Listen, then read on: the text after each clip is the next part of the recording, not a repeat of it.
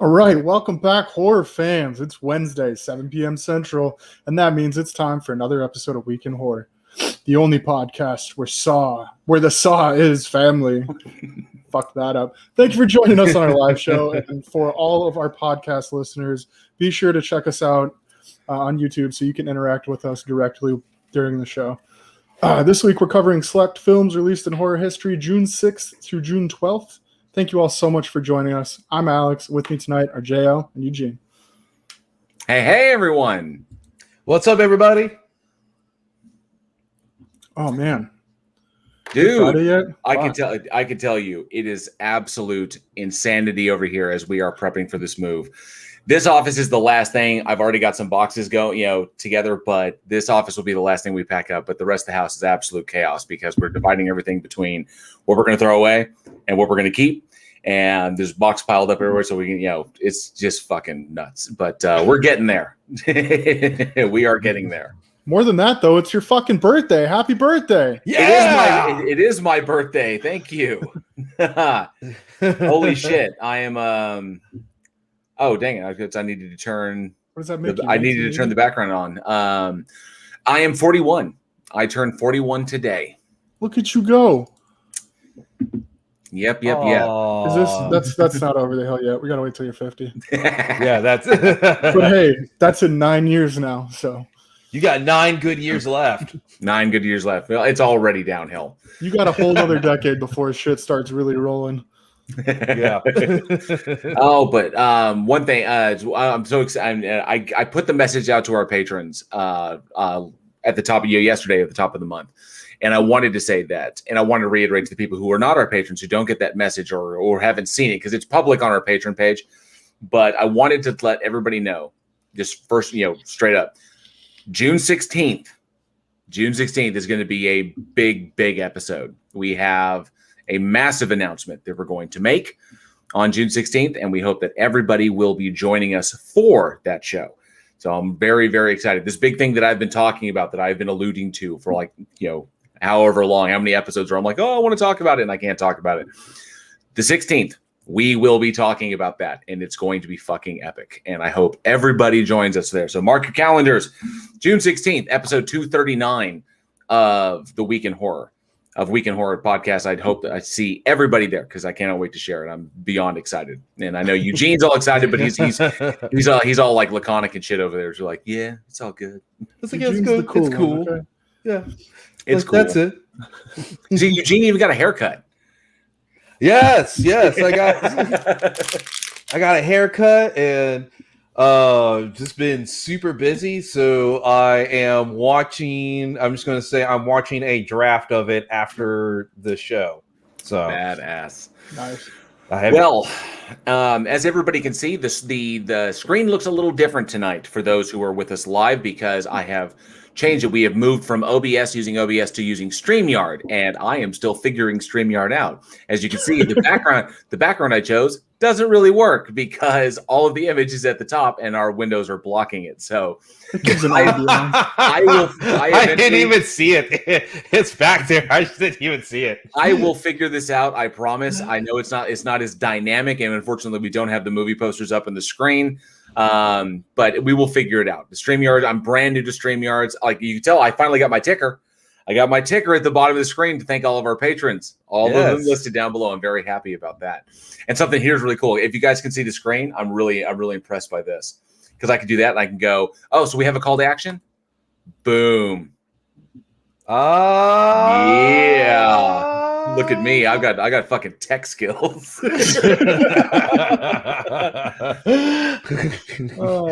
Close But just to tell everyone, if you have questions, comments, or feedback, please email us at weekinhorror@gmail.com and hide. I feel like I'm just like running board and shit. It's almost like it's your birthday. Hey. Yes. Yay! So yes, I wanted to thank everybody. I actually did on my personal channel. I did a live stream last night. And I don't often just do live streams out of the blue. So I did a live stream. Yeah, and I did a live stream just because I'm close to 1,000 and I wanted to see who might join. I actually lost subscribers during that. And then when I woke up this morning, I had even less. So apparently I should not be going live by myself. I need a group. I need people around me to make me look better, because it was just terrible. But because it's my birthday, a bunch of amazing people, they subscribed to the channel. So I'm actually up. I'm more than I was, which is fantastic. But it was fun. It was a lot of fun doing a live stream by myself. But yeah, I was, StreamYards. I'm going to figure this out. I'm going to make it look good, and we're going to have cool stuff, and we're going to bring the movie posters back so people can see them as I'm trying to figure it out. What's really cool is I can see our screen and there's no delay. There's very little delay. Yeah, the delay was killing me. Yeah, so I'm really happy about that. We'll figure this out. So let's take a look at who is in the chat before we dive into tonight's movies. Surf has joined us. Surf was on my live stream last night. He actually popped by and said hi. Thank you so much, Surf, for see you peeking out from behind your rock. So thank you. And Jinju is in the house. Good to see you. Hello, hello. And that was me. Prime Red is in the house. Good to see you. The Prime Red. I want to give some credit. The guy who actually inspired me to start my personal YouTube channel. I never considered it. I was like, but Prime Red was like, he did something, and then I was like, I have to do this too. So he's the one who kicked the football for me. I just grabbed it and ran with it. Let's see. Ivy Gentry is in the house. Is okay. Political horror done. Well, I'm done with it at the moment. I don't know which political horror you were watching, but we're glad that you are here. Pick one for the fictional horror. For fictional horror. Prime Red says just finished watching Top Gun in 4K. I bet that was awesome, because Top Gun is an amazing film. Yeah, I don't care. I just got a 4K HDR TV and nice. 75-inch TV. I've been sitting in front of it, like just staring at it's great. My old TV was 18 years old, so. But this looks good, and I don't care what PhD Tony says. Top Gun is an amazing movie. I can't wait for the sequel. I know. I've been waiting for so long. Yeah. Ivy Gentry. Prime Ivy Gentry says, I watched Years and Years today. I don't know. I haven't heard of that, so I'm kind of curious. Sarcasm says, I saw Joker for the first time. Meh. And I rented that movie from a red box, and I put it in my truck, and I fucking lost it under my little middle center console thing, and I got charged for it. So it was like fucking, I don't know, $50 or something. And I found it the other day, and I was like, maybe I haven't watched it. It's been sitting in my truck for like at least since it came out on DVD. And you paid theater prices to see that movie. You might as well watch it now. It's yours now. I think it's still in the truck, honestly. Charlie Welch says, hey, Charlie Welch, the only man on the internet you never make a bet with. He says, happy birthday. I do appreciate that. Thank you very much. And Dark Steve, one of our amazing patrons, thank you so much for coming by. He says, boom, what's up? Do appreciate you coming by. Plothole says, JL, turn the background on. I did turn the background on when I saw it. You just can't see the background. But I will figure that out, I promise. Let's see. Ivy Gentry says, sarcasm, I wish I hadn't seen Joker. Why has DC gone all emo? Ooh, an indictment of DC Comics. Let's see. Prime Red, and then who else? NA is in the house. You are not too late, good sir. Good to see you. Oh, it jumped on me a little bit. Okay, so it jumps. Okay. I'm Red. Yeah, I will be getting a full surround sound soon. I've got like a pretty good sound bar right now, but. Oh, dang, it really jumped on me. So I got to maintain control of this thing. So NA's in the house, says, says happy birthday as well. Thank you very much. I do appreciate it. And Ivy Gidger says, happy birthday. You are still young. I feel young, especially when I'm doing the show. When I'm not doing the show, I feel very fucking old. Especially when I'm watching movies that, nobody else has seen, but they came out when I was still alive. It makes me feel really, really fucking old. Let's see. Jinju says, spending your birthday packing a house, not fun. Hope you're having a beer later. I'm actually having Chinese later from my favorite. That's just as good as beer. It's from my favorite restaurant. So Angela's actually going to pick that up now, and I'll eat it after the show. Let's see. Dr. Lord Stinky Butt the Butler. Fucking amazing name. I love that name. And he says, happy birthday, JL. 1 year closer to your ghost friends. I'm never going to get away from that shit. I swear. It haunts me. And he says 12 people in the chat. Come on, smash that like button. Sure, smash that like button if you like what you see, or don't smash it. Either way, don't give them the other option. Just obviously, my co-host will say, "Will demand that it be smashed." So smash it, smash that like button like a zombie head. Do it. Sarcasm's in the house. Good to see you again. Says, fighting a rare migraine today. Engaging lurk mode. Well, I do hope you feel better soon. Migraines suck balls. Peachy Tony says, hello, everyone. Good to see you, Peachy Tony. Another one of our illustrious patrons. And oh, Charlie Welch, thank you so much. Last night was a blast. I had a lot of fun interacting with you guys. I did the Reaper Squeezes challenge, so it's super hot, spicy shit, and it really didn't hit me like I thought it would. Not like Irish Demon. Irish Demon ate it and like flipped out, like he was going into another dimension against his will. But I was like, wow, this is actually pretty hot. I could feel it in the top of my mouth, and then in about 15 minutes, it went away. I was like, eh. It had kind of like it did the same thing to my nose like Chipotle Tabasco does. Is like, if I put weight, because I'll use Chipotle Tabasco on when I eat from Chipotle. Dude, Chipotle Tabasco is the number one best Tabasco flavor out there. It's the best Tabasco flavor. That is. And I was getting the same effect from my, when it hits the back of your sinuses, and you're going, oh, I can get that kind of like robust flavor. And then it just kind of dissipated after that. And it was just, temperature hot for a while. Let's see. And Prime Red says he'll come on next time. Well, yeah, definitely. My streams are open on my personal channel. I hope to see a lot of people. Plothole says Top Gun sucks. You suck. Solid. That's my only response. Because you suck. If you don't like action, that's your own fault. And he says, I feel the need for speed. Definitely. That's what it's about. And everybody says plot hole, boo. Yeah. I think we're at the end of that. Let's see.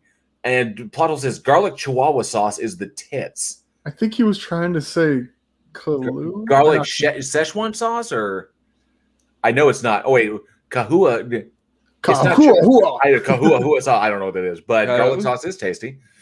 But yeah, it looks like we got 15 people in the chat. We appreciate everybody being here, and as usual, it says click each comment you want to highlight. Oh, I can click it and I can show it up in there. So if I say this one. Boo! Boo to the plot hole. That's cool. That's cool. I didn't know I could do that. So now I can interact with the actual comments. I can put them up on the screen, and I can say, "Boo, plot hole." That's awesome.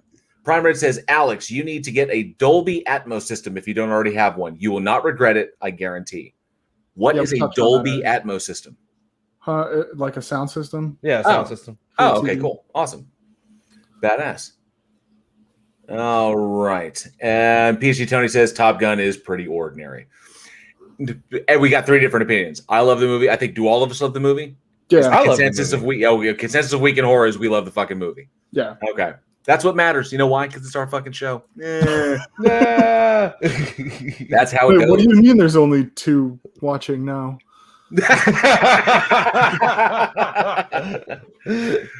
Well, fine. It'll be our podcast audience on Spotify that listens to our shit. Oh, cool. Well, thank everybody. Thank you to everyone who's in here. Thank you to everyone who stopped by to say hi on my show last night. And of course, thank you for all the happy birthdays. You guys have made it absolutely amazing, and I'm totally excited to be even recording on my birthday. I wouldn't miss a show unless I'm moving, which I'll probably not be on the show. I most likely will not be on the show next week as we move this house to try to get it done as fast as possible. Johnny O will be covering for me while I make that happen. But other than that, holy shit, it is fucking about that time, right? I don't fucking know. I just work here. How much do I pay you? Nothing. I'll double it. But seriously, JL, what do we got up first? Yes. Okay. So let's kick this bad boy off. Let me do something like pull up my fucking notes because it would be super, super helpful. Nah. Okay. So unfortunately, we don't have the posters up, but we did announce these on the last episode. We announced the 4 we were going to be talking about. So we are going to kick this bad boy off with a movie that released June 8th, 2012. The polarizing film, the first entry in the prequel trilogy to the Alien franchise, Prometheus. So Prometheus, directed by Ridley Scott, written by John Spaeth and Damon Lindelof. You might recognize his name behind Lost and The Leftovers. So, starring Noomi Rapace. I almost said something bad. I heard before. Noomi Rapace. I think we could put that one together. Well, it was. I don't know if you've ever watched. What was it? What's that? Honest movie trailers. Yeah, They make fun of their names at the end. And just to quote, this is Honest Movie Trailers. This wasn't me, but Honest Movie Trailers was like when they were going down the deal. It was like Noomi. It was like Noomi rape phase, and then they introduced like the big technical thing. It was like super vagina. It was fucked up. But I almost called her that. I feel so bad. Noomi Rapace, Michael Fassbender, Guy Pearce, Idris Elba, Logan Marshall Green, and the I can't run in anything but a straight line, Charlize Theron. Plot summary for those. Now, this I know pretty much everybody has seen this movie. This was a big film. Because we all love the Alien franchise. Even that, I love Alien 3. I know a lot of people hate it, but I think we can all agree Alien Resurrection pretty much sucked. And the AVP films, we could go those way. But a lot of people wanted this because Alien and Aliens are beloved films. And being beloved films, this was supposed to be the beginning of a prequel trilogy to the Alien franchise. And so, in a nutshell, for those who may not have seen it because this is a polarizing film. For those who may not have seen it, humanity discovers coordinates to a place in the deep recesses of space that could link us to how we came to be on Earth. And so they go to look for what they call these kind of planetary engineers, with the species they dub the engineers. And supposedly their search and to find them will kick off the kind of events that will lead eventually to the first film, Alien, with Sigourney Weaver. Okay, because so much is known about this movie, and I know this movie came out in 2012. So what I wanted to dive into was why this film worked and why this thing did not work. Because holy shit. I've not spoken to anybody that has a middle ground position on this movie. They either hated it or they liked it. Actually, you gotta pick one. Like, there's not even a lot of love for it. It's mostly they either liked it, it was tolerable, or they fucking hated it. See, I'm like that one exception because I thought like it was kind of okay with it. Like there are a couple things that do work. It was shot very well. It had some great performances in it. With Michael Fassbender and Idris Elba, and like all around, it was put together well. I think the reason why it's so polarizing is that it didn't live up to the expectations of the people. Had a certain expectation going into an Alien film, and then they were disappointed. So it's like, it's not Prometheus was a bad film. It just didn't meet what people were expecting on it, which could really, really hurt a film. Like if you're expecting to go to see a slasher and it's a rom-com and you're like, wait, what the fuck? What am I watching? Why? Yeah. And it can really, really skew your viewpoint on it. Like if this film was just its own thing and had no connection to the Alien franchise at all, it's just, hey, Ridley Scott wanted to do just some sci-fi film, I think it would have been received much better. I think you're right. You're right on that. I can agree that this is Ridley Scott, who the progenitor of this franchise, and of course, the work of H.R. Giger and the performances with Sigourney Weaver, throughout as Ellen Ripley.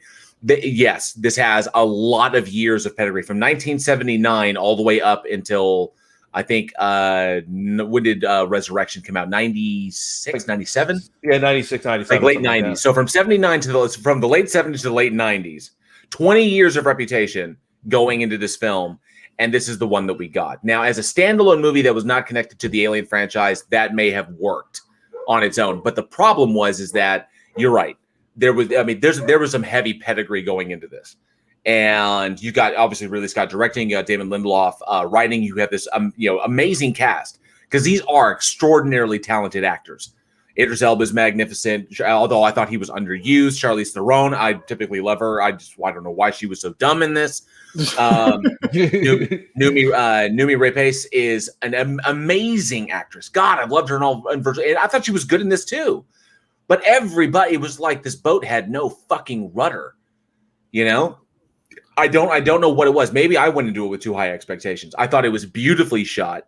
I thought the film was gorgeously rendered. The environments were fantastic, but there was just a lot of fucking problems. The biggest question is, why is everyone so stupid in regards to what they're doing? Fucking mad. How? But there's no backstory on any of it. So okay, yeah, good shooting. It was, done well. But the writing was garbage, honestly. Like the plot was, there were so many plot holes. Not you, Johnny. That was the problem. There was so many things that you looked at and you're like, but why? How did they fucking know that? Like, how did they fucking just? I don't know. They were getting instructions after they land on what they could and couldn't do, and then people just knew things, but they didn't explain how they knew them, like alien languages and like stuff about and then I don't know.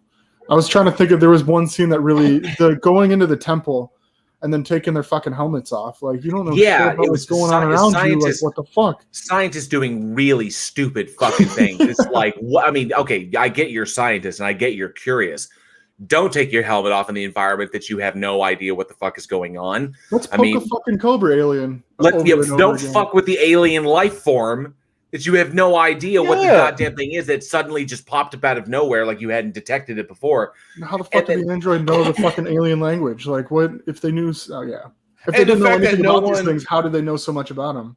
And no one calls out the android either. The android's like opening all these doors and doing all this shit, and no one's like, "Hey, man, what you doing?" How'd you know how to do that? Well, that, and I also, I'm looking at it, finding a bunch of similar symbols on a whole bunch of cave walls or ancient writing is not enough to launch a multi-trillion-dollar venture into space to try and find the progenitors of humanity. I think a little bit more work. I think they definitely jumped the gun in the scientific process quite a bit. And let's not scope out the planet before we just fucking land on it. And then they just do dumb shit from the point. I mean, come on, all the way down to I don't know how to run in anything but a straight line.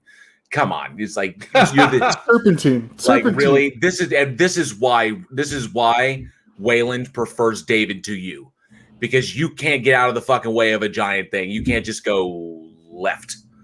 Yeah, Numi went right, and she survived. You did not go either way. You decided to stay in the position, think you could outrun the giant spaceship that was crashing on top of you. But I mean, I wanted so badly to love this movie. It was shot so beautifully. Everything was rendered. The environments I thought were brilliant. The designs were great. I love the actors that were in it. And I dig how some things were. Actually, it's really kind of annoying that they had to improve upon Prometheus in Covenant, which was obnoxious. When you use a sequel to fix the things that were wrong in your first film, you're already on the wrong path. Yeah. But I don't know what Ridley Scott. I think the biggest absolute failure on this one was all of the iconography in the damn movie. Was that this was trying to tell an alternate Christ story and propose this like ancient alien coming to Earth or whatever. And this kind of like origin of species deal. Okay, get it. Aliens seeding the planet. That's one thing. But then aliens coming back and being an engineer was Christ. And then they killed him. And then because they rebelled and they killed the engineer that was trying to teach them love and peace and everything. Then the engineers, the whole species is a failure. We're going to kill them all. And then the weapon of mass destruction they were going to use to kill us gets loose and kills them. I honestly, I don't. I mean, why? Okay, why would it kill only that small group? And if it killed that small group and they never radioed back in, why wouldn't their home base, wherever they came from, why wouldn't they come to investigate and be like, nuke the whole thing, start the plan over again. We'll figure out what's going on. They have the technology to do this, to seed entire fucking worlds, but they can't keep up with their own. They're like, what? This is the plot holes you were talking about. Not you, John. Not you, John. Yeah, they're just so many, and I think that's what really infuriated a lot of people, because it's like, okay, these are supposed to be some of the smartest people on the planet. They keep doing stupid shit. How come they're doing stuff that doesn't make sense? And then on top of that, what's the reason why you watch an alien movie? To see the fucking xenomorph. To see a fucking alien. You want a xenomorph. We know when it comes with Aliens, the second one, we're like, man, I wish there were more xenomorphs. And James Cameron delivered. Yes, it's like, man, it was like, okay, because people are thinking, it's like, wow, there was one alien did all the damage. What if there were two aliens? Cameron's like, hold my fucking beer. Here's almost 200 aliens. Oh, and a really big one. A big one versus Marines. Okay, so all you got was basic aliens. Now we have a boss alien. So now we bring the boss fight. That's what James Cameron does. He always brings the boss fight. And I would say, so go into what people are saying here. So apparently, there's not a lot of love in the chat for what's going on. Let's see. And Annie says, "Is there air? You don't know. What the fuck was that?" Exactly. That's the point there. Fucking Galaxy Quest. You don't know what the fuck was that? You don't know. See, and then how the fuck did those two get lost? The whole fucking shit was mapped. It was. How do you get lost? You have a 3D generated map of your entire environment. You don't know how to get back out. You usually walk the way you came.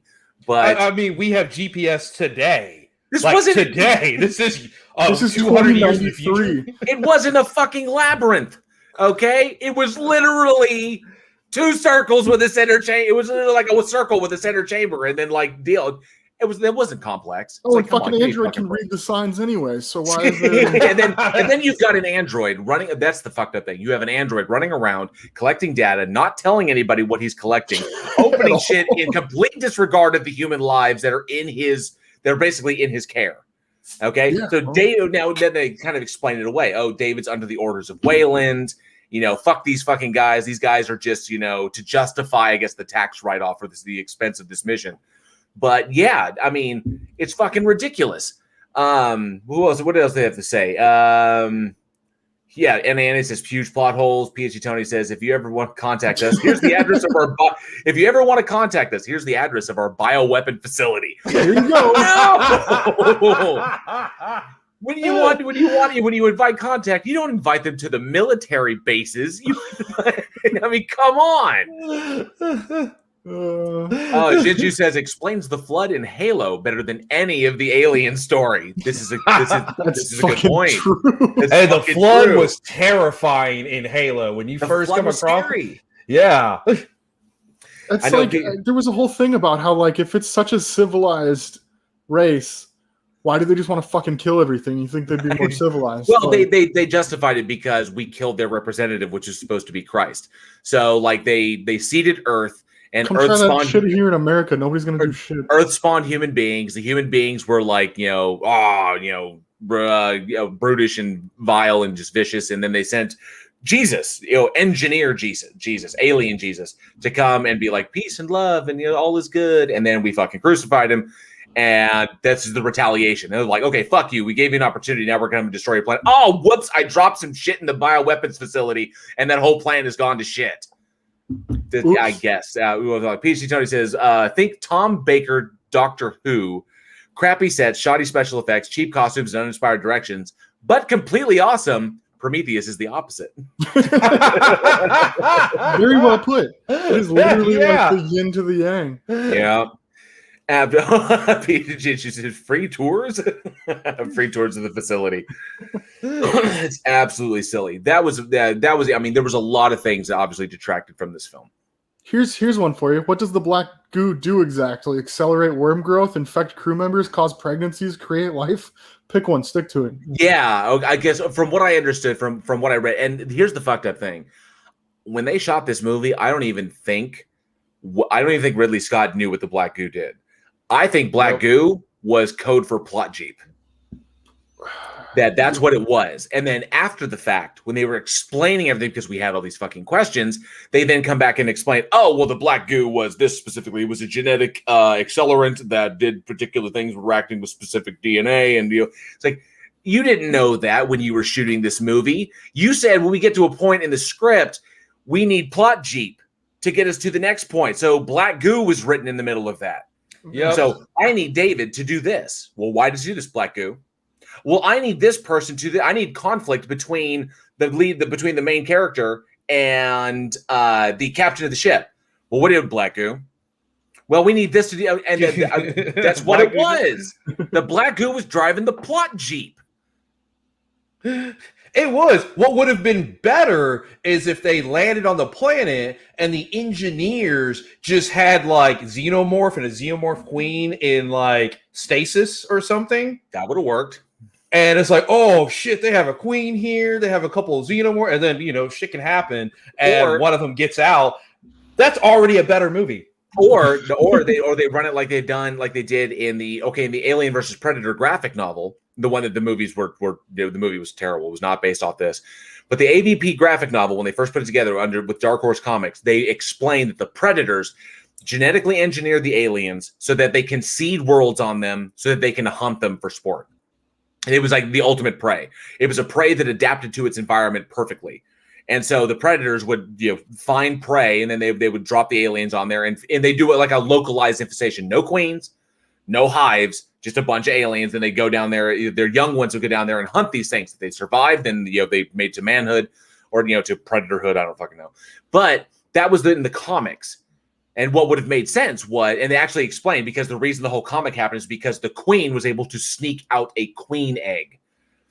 Because the eggs themselves, they can scan them and say, oh, this is a queen, and these are all drone eggs. They can tell the difference. And then they incinerate the queen eggs to make sure no queens get out, because we don't want any additional hives.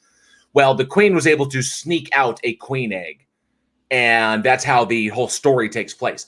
They could have simply done something like that.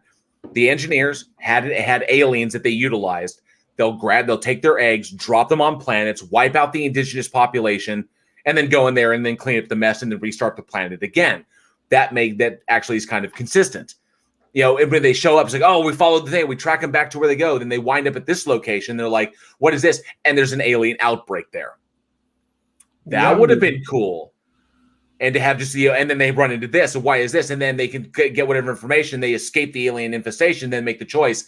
What happened here? We need to keep going. And so then they decide to fly off to try and find the other engineers, having collected data from that place.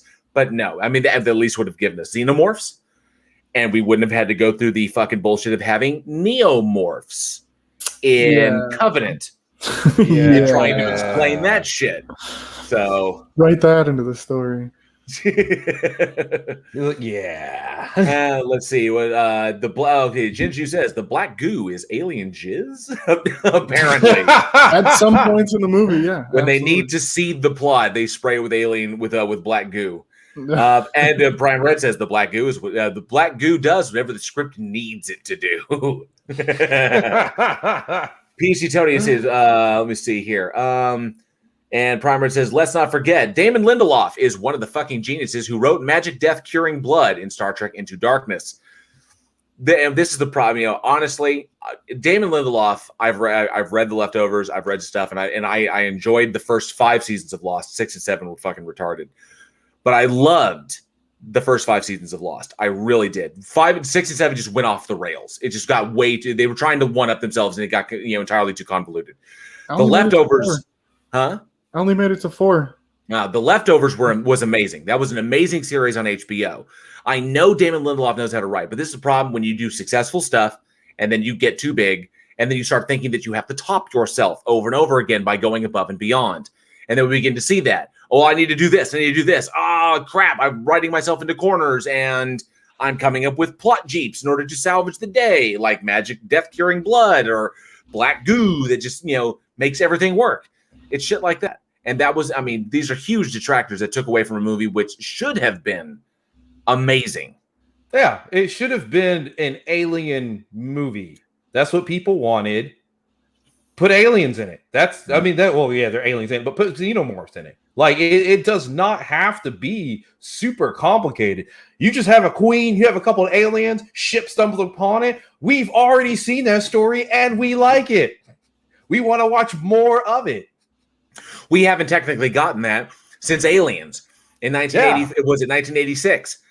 So we haven't gotten that since then. So why not more of that? Why not more classic shit? Only this time it's not roughnecks who are taking on an alien. It's not colonial marines taking on a hive. It's a whole bunch of scientists taking on an organism that they've encountered, a violent organism they've encountered. That would be cool to see the kind of scientific response to that. Because we're not overloaded with weapons and shit, and we don't have all this cool stuff. So let's deal with it this way. I like You mean that like idea. The coronavirus? And of course, Peachy Tony says, fuck it, just open the airlock. Yeah. That's how we deal with everything. What was it? I don't know how other people do it, but I just like to stick them in an airlock and flap to somebody else's problem. Thank you, how it should have ended for that reference. But nonetheless, there were a lot of problems with this movie. But there's a lot of things that I like. I personally like. Then again, I, for some reason, have to justify my love for Alien 3 because I still love that movie. But there were things that worked in this movie and things that I enjoyed. And I'd like to mention them. I don't want to just shit all over Prometheus, because I will say this: Ridley Scott had a vision. He had a story he wanted to tell, and that is okay. And I will respect that. That's the story he wants to tell. It's Ridley Scott's the one who is the progenitor of this franchise. For all intents and purposes, it's his baby, and he doesn't answer. I mean, a lot of people say, "Oh, he answers to the fans. We're the one who made his career." Fuck that. If he has the money, he has the resources, he wants to take the story in a direction, whether we like it or not, doesn't really affect what he chooses to do. So I'll give him that. He did what he wanted to do. Don't we all want to do what we want to do? And that's true. And plus, on top of that, he hated the idea of the Queen Alien. He was not actually a fan of aliens. Oh, yeah. Y'all didn't know that? Yeah, Ridley Scott was really upset when he watched Aliens. Fucking Aliens was amazing. Yeah, but he thought the whole idea of the Queen was bullshit. I get to see Ridley Scott. Fucking Cameron. Fucking Cameron ruining my artistic shit. See, I fucking told you who's gonna put a queen in there. Fucking tell him not to. Fucking Cameron. What the hell is this? Damn it. Cameron's like, I'm giving people what they want. Give them what they want. That's what it's about. Because this game is about motherfucking money. Money. But I mean, God dang, my dog is barking. What's up, Jingles? When it comes, but there's things that I love. You know, I respect. Hang on a sec. Yo, I respect that Ridley Scott had a vision. I respect that he stayed true to that vision. And I can, as a filmmaker, I hope that one day I'm in a position where I can make the stuff that tell the stories that I want to tell, regardless of studio interference, regardless of what fan demand says. Because sometimes what the fans want is not the story you want to tell. So take it or leave it. Now, the monetary aspect means you may not get to tell all of that story, if you don't make any money, but that's the risk you take. He took the risk. If we don't get a third one after Covenant, then so be it. But, I respect him for that. And I got to say, and I just want this now, I'll let jump over to Alex. I fucking love the score in this film. The score on this movie is absolutely amazing. It is. Like that's the thing that's so hard and polarizing about Prometheus, is because everything, like you break down the different aspects of filmmaking, it's either really good or really bad. There's nothing in between. It's like, oh, we'll give you the stellar stuff and it's going to be awesome. And then this part's going to suck balls like really fucking hard, but it's going to have an awesome score while it's sucking ball and look really pretty. But the characters aren't going to make any sense on it. But when they die, it's going to look gorgeous. Yeah. It's like what happened? So many bullseyes and so many failures. It's like if you had 10 things to rank this movie in, it was like 5 of them are 10 and 5 of them are like 2s. It sucks because absolutely. Environments are gorgeous and the detail work done is absolutely stunning. And I loved it. It was a visual masterpiece. But then what am I watching the people doing this is behave incredibly stupidly when I'm not a professional scientist. I'm like, you shouldn't do that. Don't do that. That's really, really dumb. I'm not even a fucking geologist, and even I know you don't fucking do that. I shouldn't be saying that to these characters. Okay? It's not like I was watching the first Alien and telling the Roughnecks on the Sulaco or the Nostromo, you can't fucking do that. Don't do that. No. I mean, even Ripley was like, no, I'm not letting you on the fucking ship. They're not happening. Absolutely not. And then, so that's that was it. It was like you find something that you just fall in love with, and then you turn around and it's detracted by something absolutely ridiculous. But then you find something else that you absolutely love, and so on and so forth. NA gives us the "Get away from here, you bitch." I'm sorry, Ridley Scott. That line right there says aliens is the shit. I'm like, too bad. That line makes me cheer every time. Get away from her, you bitch. It's like, fucking A. And you're like, yeah! It's just the editing on that, because the alien is like, it's like, okay, it's kind of like an animal, but it's not, it's got intelligence, and it's trying to kill the little girl. Oh, I'm going to get you, little girl. Haha. And then she comes out in the fucking power loader. Get away from her, you bitch. And then the fucking queen turns around. What the fuck did you say? And I was like, oh, the fight is on. I was like, that is so fucking sweet. Oh, let me see. PhD Tony says, Week in Horror, the geologist, the guy who sent out the mapping drones, which were pretty cool. When he let the drones go that could map the entire environment for them, that's cool technology. He says he was the guy who got lost, not being able to follow the map prepared for the mapping drones. Okay, so I do want to say on a side note, if you ever get a chance on YouTube to watch it, a high school did a play on Alien, the original. Yes. And so they went and they did like 3 or 4 showings of it. And set changes, all sorts of kind of stuff. And they had a kid in a xenomorph suit and everything. Like, it was a pretty legit production. Well, shortly afterwards, a video of it went viral and got to Sigourney Weaver. And Sigourney Weaver actually showed up to the very last showing and introduced the play and sat and watched it and all this other kind of stuff. And she said she loved it. From the video, from the snippets I saw, it was badass. Imagine being in the theater. They had trapdoor areas where the xenomorph could suddenly come out. Yeah. And appear, in the floor above, like this. And then from the audience as well. They did all kinds of cool stuff where it's the audience was in the ship with them to immerse them in it. And I heard amazing things. It was a fucking high school production. Yeah, it was a high school production. But yeah, they actually got her she came out and introduced the last showing and stuff like that. That's awesome. All right, and Ivy Gitch says, and so many mothers have repeated that line so many times. It's very true. Get away from her, you bitch!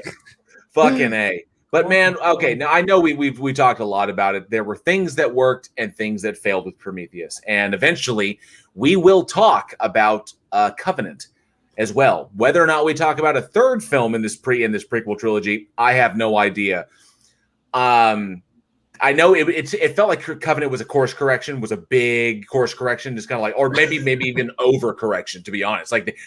Ridley went too hard, this way, and then realized, oh fuck, and then he just, instead of turning into the curve, turning into the curve, he tried to overcorrect. Now he's fishtailing all over the place. So I have no idea where a third film is going to go. But when it comes out, we will talk about it then. But the one thing that I want to do is I want to ask the audience. And this is something cool I get to do, because then I get to do this. I want to ask the audience, do any of you out there, do you think the Alien franchise, after Prometheus, after Covenant, do you think the Alien franchise has a future? Now, and I'm hoping it's not something in direct-to-DVD bullshit that comes out on Sci-Fi. I'm hoping it's not that.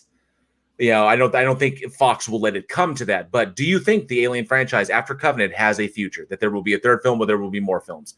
Turns out they already made another one and released it on Sci-Fi. We don't know, but given how bad the AVP films were, Alien vs. Predator, Alien vs. Predator Requiem, given how bad they were, given how bad Resurrection was, and given the lackluster response, how polarizing Covenant, how polarizing Prometheus was, and how disappointing Covenant was, because it was man, they just really tried to overcorrect and give it, it just kind of went off the rails. I liked it, a little bit because at least we got a fucking alien in it. True. I mean, finally, in the last 15 minutes, but still, it's kind of what do we do?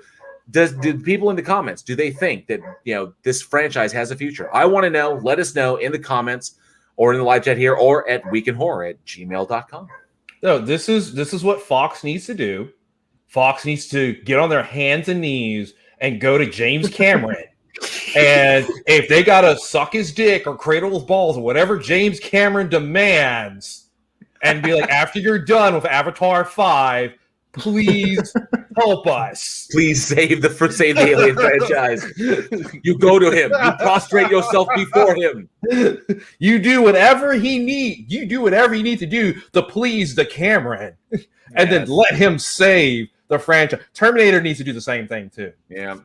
Let's see what we got. Christopher Music Channel says, Week in Horror, just getting my trivia question answering before the rush. The answer is Burgess Meredith. So we will see if the answer is Burgess Meredith. He doesn't even know what the question is yet. I had to double check. I was like, he gets it. Okay. Now I gotta switch it up. Hold on. Let's see. Prime Red says, fuck no, Covenant is not getting a sequel. And NA also says, dead. Dead. Let's see. Oh man. Prime Red says it will get a shitty reboot. Ooh, that might be even worse. I don't think we should do that. Prime Red says the brand is too popular to let it die. I will probably agree with that one. And maybe a long time before we get another one. And most likely, I'm terrified to agree. It may just get a shitty fucking reboot. It's entirely possible. So damn. Oh, Dr. Lord Stinky Butt, the butler is shit. It's time to go fishing. Have a good one, everyone. You as well. Catch a big one. Mm-hmm. Damn, wish I was fishing. That'd be a lot of fun. Fishing on my birthday. There's a lot of places in Texas to fish. PhD Tony says they will not let it die. Yeah, most likely. Too popular. Yeah, too popular. But we shall see. But if you were listening out there would like to leave your comments, leave them here in the comment section below, or shoot us an email, weekinhorror@gmail.com. We'd love to hear from you. And the George said has joined us. Hey, Jordan, good to see you. What's up, George? Sarcasm says Alien the Musical. Yeah. Well, dude, I'd watch that. I probably would watch it too. Eugene, what do we have up next there, Chief? All right, after Alien the Musical. It's a face hugger, face hugger, face hugger. We have. I cannot open these doors. It's a violation of quarantine procedures. Let me in. No, not. Let me in. We will not. What the fuck? That's gonna be our first song for fucking King Shaming Cannibals. King Shaming Cannibals. It's gonna be called Alien the Musical. That'll be our album cover or album name. Oh, that's fucking hilarious. That's awesome. All right. Okay. All right. So for a less bigger movie, we have a less bigger movie. Less bigger movie. Who's less bigger? Or Dirk Diggler. Much more fucking Boogie Nights. Much more smaller. Much more smaller movie. Small. Thanks, Sean. We have Children Shouldn't Play with Dead Things, released June 9th, 1972. And it was directed by Bob Clark, and it stars Alan Ornsby, Valerie Manchez, Jeff Gillian, Anya Ornsby, Paul Cronin, and Jane Daly. Mm-hmm. And basically, in a nutshell, is you get a group of friends that dig up a corpse and they want to use it in a satanic ritual to bring it back to life. And shit gets real. Never raise things from the dead. It never works out well. Never raise things. Ash Williams will tell you that. It just fucking makes sense not to do that in the first place. Well, technically, this movie came out before Ash Williams fought the Evil Dead, so he didn't know yet. Okay, I will give them that. They did not know. He learned from this movie to not do that. I'll give it. Okay, for a zombie film with probably the longest title I've ever seen in a zombie film. Usually it's like Z. And then of course the cover poster is literally, I've seen kid drawings better than this thing. Don't even get me started, because when you brought this up, I watched the trailer for it, and I was like, there's no fucking way they could have made an hour-and-a-half movie out of this. they fucking did. They fucking did. And that's what's fucking crazy. You kids want, and the George said, you kids want to reanimate a dead body? Yeah. No, don't do it. Don't. The fact that he seemed kind of bummed that it didn't work. It's like, because obviously nothing happens. Like, oh, bummer. But that it was surprising because despite the goofy, the fifth grade crayon drawing poster, this long ass title, children shouldn't play with dead things, and given all this, given the fact that the budget was so fucking low. Well, I can't remember what the budget was on this thing. It looked like just like 50, a college 50 grand. I read 70, but okay, well, still Blair Witch. This is Blair Witch budget area.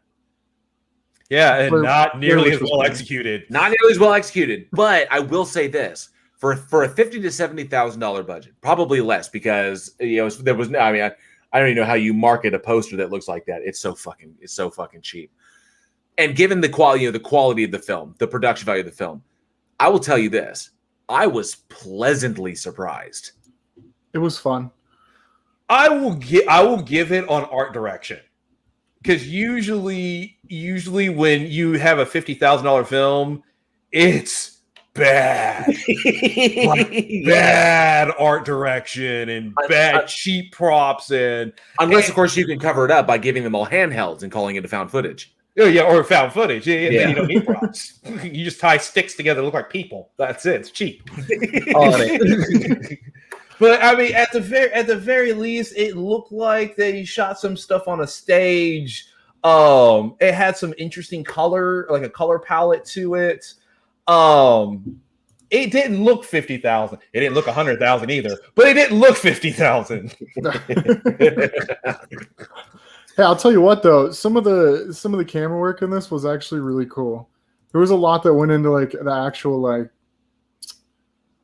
I don't even know how to put that, but there was a lot of camera shots that were like, I was watching and I was like, this is a good camera angle. Like that's good cinematography. Yeah. Like when they put, the camera right next to the gravestone and there's a hand coming out and the dude's getting kind of chased down by the zombie and they're blurred out, but the hand's real clear. Yeah. And I don't know. It worked out. It was good camera work for sure. I tell you what got me was for the cheapness of it, and what it literally looked on the verge of Grindhouse in its level of cheap production value. What got me was this seemed like it was a group of very talented people working with the absolute bare minimum. Like if I gave you just the bare scraps of a production, threw them down there on the ground, and said, "Make me a fucking movie." And then they went and did that. They tried to apply what they knew as best they absolutely could in order to make this film. So there are hints as to some real talent behind the camera and some talent in front of the camera. What really got me was the writing. Is that, as it turns out, as far as when you have the script itself and you're looking at what actually made it to the screen, and then you combine that with the cinematography and the way things were shot, the angles that were chosen, the decisions that the director wanted the actors to make. What I came away with, what was surprised me, was this was a shockingly effective and very nihilistic film, more so than I would say Night of the Living Dead, which came out just a few years before this, 1968.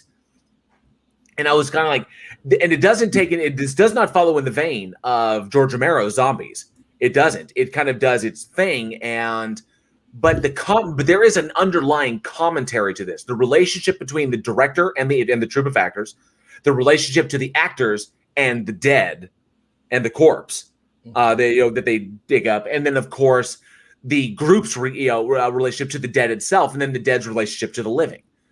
And I was really fucking surprised.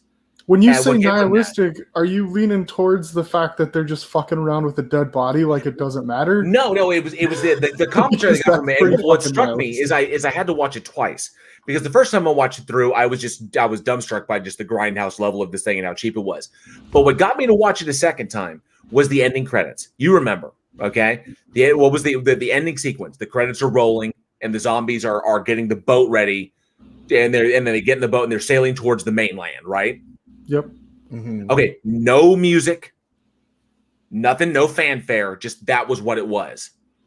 Oh, they're so fucked. And the commentary of watching that happen, the director's choice to hold on that moment and let that play out as the credits rolled up. We do not get a final like what's going to happen? The zombies get to the mainland. There's no sequel to this movie, and it leaves it up to your imagination. Would humanity be able to deal with this oncoming threat? What would happen when they reach the mainland? Will they quell it instantaneously? Are we looking at the beginning of the end of the world? Given what happened on the island, I'm going to say it's probably looking like the end of the world. But because we never see it, the director leaves us with the notion that the end of the world is always prevalent in our minds. We may not see it coming. We don't know when it's coming, just like we don't see or know when it's going to happen in this movie. He's reflecting the idea that death is beyond we will never see it coming. It will never be, but it is coming. It's guaranteed. We are going to die. Everyone is going to die. And there's nothing you can do. There's nothing you can do about it. And there's nothing you can do to stop it. It's either going to be because we did something to cause our own death, or someone else has done something to cause our own death. The commentary on humanity and the commentary on death and the fact that it's all going to go away, and in the end, no one's going to be there to remember you. No one's going to remember the people who went to that island and started this whole thing. Their memory is gone. They're all gone. So fuck it. No one's going to say, "Oh, I bet it was those people who went to that island." That's not going to happen. Once everybody is dead, once everyone's dead, there is no memory there. So it was an extraordinarily nihilistic film. That's super fucking dark and deep, and it makes me feel funny on the inside. And watching it with that mentality, realizing it struck me when I was watching that end credit scene. So I went back and had to watch it again, realizing that the director had told I hadn't seen everything the director was trying to tell me, or I hadn't recognized it. Then you get this big moment at the end during the credits, and I go back and watch it again. I was like, holy shit. The story that they're telling is that, like, legitimately, we are just fucking around. We are just puppets dancing on the stage, waiting for somebody to come along and cut our strings. And it does not fucking matter what we do. It was deeply cynical and deeply nihilistic. For a film as cheap as this, I did not expect a message of that clarity. But probably why I didn't pick it up on the first time, because I was like, this is shockingly cheap. Look at this fucking grain. Look at God, what are they doing here? Oh, fuck. And then I realized it was more performance art. So what you're saying is it only takes a couple of stupid people to fuck it up for everybody else? Pretty much. Yep. Yeah, that's aged well.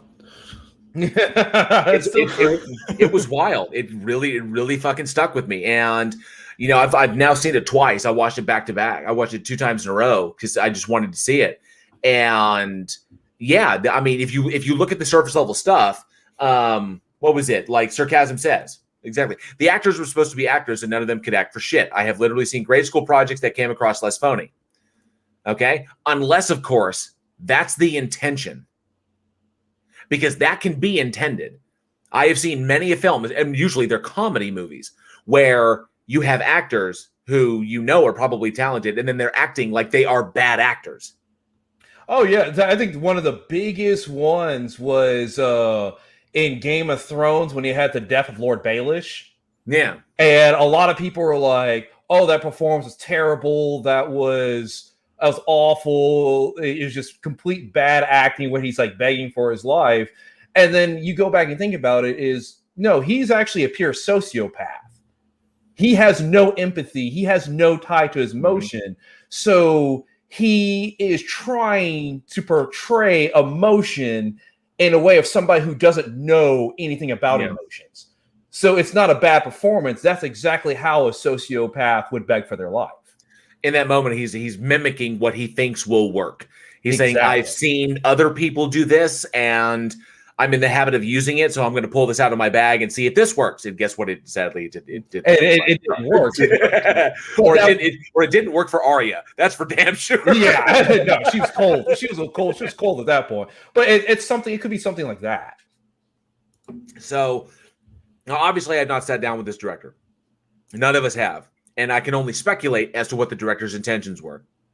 But if you look at it through that lens, and maybe I'm biased, maybe I was looking for meaning where there is no meaning. I'm willing to embrace that.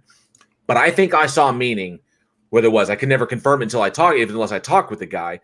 But I think there was deeper stuff here. I think that this was a commentary, because you don't do a movie. I mean, in my personal opinion, in my experience as a filmmaker, you don't shoot a movie knowing that bad. Okay. Make the missteps that you've seen. You don't do this and then have the wherewithal to shoot an end sequence like that.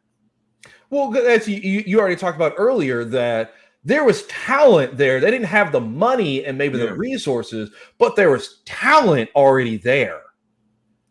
So at some level, they know we've watched films where it's like, okay, this is pure shit. They're stumbling along. They always don't know what they're doing. And if they happen to get some kind of a lightning in a bottle scene, it was pure like accident. Like pure luck. Yeah. You just got lucky. On it. But we've already talked about, it's like, okay, they've done some stuff with some art direction. They've already great shot selection on it. And it's probably on purpose. Give them $1 million and see what they do. Yeah. Double their budget. Give them $100,000. See what he can do with that. Yeah. I would love to see that. Now, what we got here? The Sarcasm says, didn't even consider that notion. If so, I missed a true work of genius. But Occam's razor says they just sucked. Possible, absolutely possible. And the George says, J.L. Warren reading too deep into a movie? Never. It has been known to happen. It has been known to happen. But I mean, you see those moments. If you read a lot of books like that, you can see, I see where he pulled this. Like the one thing that got me, and I don't know how many, because I'm the only person who's brought it up. When I first watched Dogma, so Kevin Smith's Dogma is totally off track, but it tracks back to horror films. I watched Kevin Smith's Dogma. There's a moment with Jason Lee as the demon, and he has like, go ahead, take the golf club. Consider it a gift. Opens up shirt. Take your best shot. Then I was like, holy fuck, that entire sequence was taken from The Howling. Like whole fucking sequence was lifted directly from The Howling. That was the werewolf gives him the gun because he takes the gun and he's like, here, take the gun. Go ahead. Call it a gift. Take your best shot.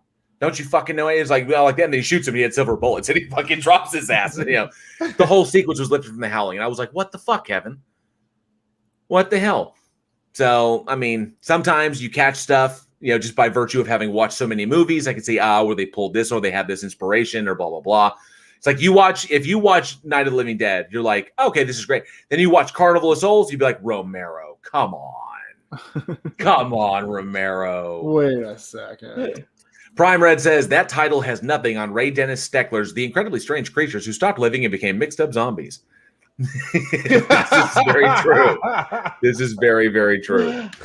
Oh yeah, but yeah, I mean, it was crazy. And one thing I wanted to before we move on, I want to touch a little bit on the work of Alan Ormsby. And Alan Ormsby, who was also the lead actor in this, he also helped write the film, was also behind the special effects, was also behind the effects of the film, which I thought, other than barring all of the stuff going on that was very, very distracting, I thought were quite effective. I thought the dead looked good. They looked at moments. They looked like the Wraiths from Stargate. but I always thought the Wraiths looked really cool, so I'll give them that. Okay, that works. That works. Maybe Stargate ripped off that. Maybe Stargate ripped off this. It's like, oh, that looks really good. I'm gonna use that for an alien. That looks good. No one will pick up on where this is from. No one will know where I stole this from. Until now, motherfuckers. Until now. Alex, you're being unusually unhyperbolic over there. No, sorry. Uncharacteristically unhyperbolic. I know. I stole that from Black Widow. Him. I first of all just realized that our names are up on the screen for the YouTube page, and mine says Rooster of Doom. It does. I thought I did that on purpose. It's an inside joke. It's Rod for short. But yeah. Ramrod. Say Ramrod. No, I don't know. I was enjoying listening to you guys talk deeply about this because I thought it was a very superficial movie, and you went a lot deeper than I would have ever thought to. Interesting. Well, I really dug the work that Alan Ormsby put into this. And he went on to have a decent career and do a bunch of stuff. I just really dug what he put here as far as I can tell, this was his first effort as a co-writer. And obviously, he was pulling his lead as the lead actor, and then of course working on the effects of this and everything. I thought it was pretty slick. The work that he did, he best foot forward. Obviously, no Rob Bottin or no Stan Winston, effort here, but still, he got it out there and he made it, and it was effective. It worked for me, which I think is what's important. If it works for some people, then you've succeeded. Yeah, it wasn't terrible. Oh, Prime Red says, and now Amazon owns Stargate, so Jeff Bezos is coming for our asses. Actually, he's not, because he resigned as CEO. Ha ha ha ha! Joke's on you. Now it doesn't matter. He's still got fucking more money than anybody ever should. And the George says, since when are zombies looking good? A necessity for a good zombie movie. Look at Night of the Living Dead and I'm assuming you said Dawn of the Dead. It could be Day of the Dead. I don't know. Dawn of the Dead. LO, slap some gray paint on him and call him dead. This is true. Dawn of the Dead, at the time that it came out, those zombies looked very, very effective. I try to look at a film through the eyes of the audience that it was watching it back in like the late 70s. Actually, this was 1972. So yeah, this is like this is 4 years after Night of the Living Dead. Mm-hmm. I want to look at it and try to imagine the lens of watching this in 1972. Like when you watch Star Wars, don't watch Star Wars in the lens of this is 2021 and I'm watching the original Star Wars. Fuck no. Put yourself in the seat of watching it like it was, when did Star Wars come out? 77? 77? Yeah. So 1977. Put yourself in that seat and realize that you're watching the most incredible film that's ever been put to celluloid in 1977. That's what I dig about movies sometimes. That's why I try to see it through the eyes of the people who first saw it and realize they've never seen anything like this in the history of film. It's very similar to I love the concept that when one of the first motion pictures that was ever released was, I said 1977, didn't I? Yeah, you said 1977. Sorry, Jordan, I said 77. You questioned it though. Anyway, well, I always assume that I'm going to be wrong about something, but weird for somebody that's always right. So when audiences first saw the moving picture, a film of the train heading towards the screen, you imagine late 1800s. Okay, you're sitting in a tent, like not a theater, sitting in a little tent where they've set up this little thing and they got the screen, and then they play this on the screen, and the train comes directly at the camera, and people dove out of the way. Can you make that noise again? Okay. And they dove out of the way because they had no fucking concept of a movie screen, that what they were seeing was fake. Okay? People getting out of the way of a fucking movie screen. You think about it in those terms. I like that idea of seeing something that just blows your ass away to the point that it physically affects you. The X-Fight, when the TIE fighters are engaging, X-Wings in fucking space, there's no concept of you can't do that in space. There's no way you could turn that fad, blah, blah, blah, in zero-G environments. Fuck no. Just watch it. Holy fucking shit, I've never seen anything like this in my life. This is amazing. Okay? That's what it's all about. And then boom, Death Star explodes. Holy fucking shit. It's not like, oh, damn, you can see the fucking string. That's looking at through this lens, through the lens of today, of modern. So let's see what we got. Prime Red says, just backed up the stream. JL definitely said 1977. Mm-hmm. He did, but he hesitated. Monk Maver says, you stumbled hard. I may have stumbled, but I recovered well. Yes, I did. Just keep telling yourself that, man. Shaun of the Dead got the best deal, though. 1 pound a zombie. This is true. All right. But yeah, I mean, that's all it is that I try to look at it through that lens and realize Alan Ormsby, 1972, what does he have to work with? The budget on this thing is $50,000, maybe $50,000 to $70,000.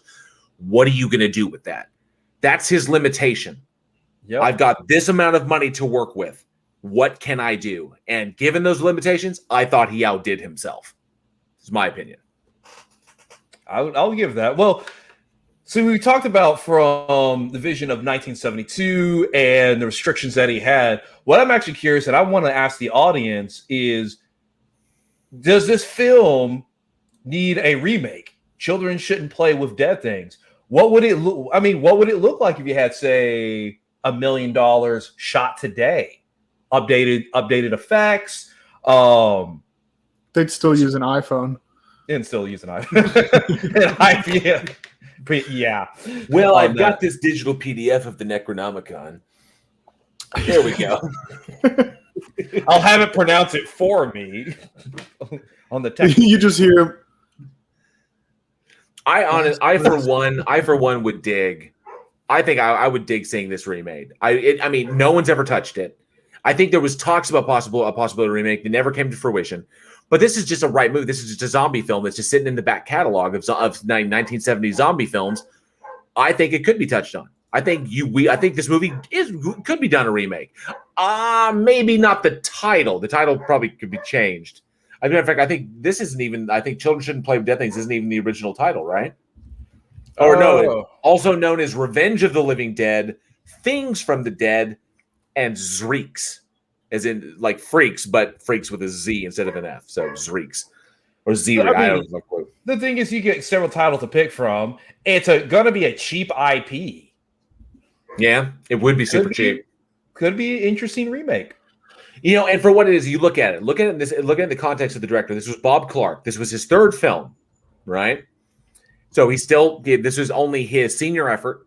You know, he's putting out what he can. But this is the guy who would go on to direct Black Christmas, which was a deeply disturbing movie, and Porky's, one of the funniest movies of all time. Porky's was great for raunch humor. Combine those two. Look at the direction that he went. In his early stages, you know, he has these ideas, he has this vision, and he combined them two.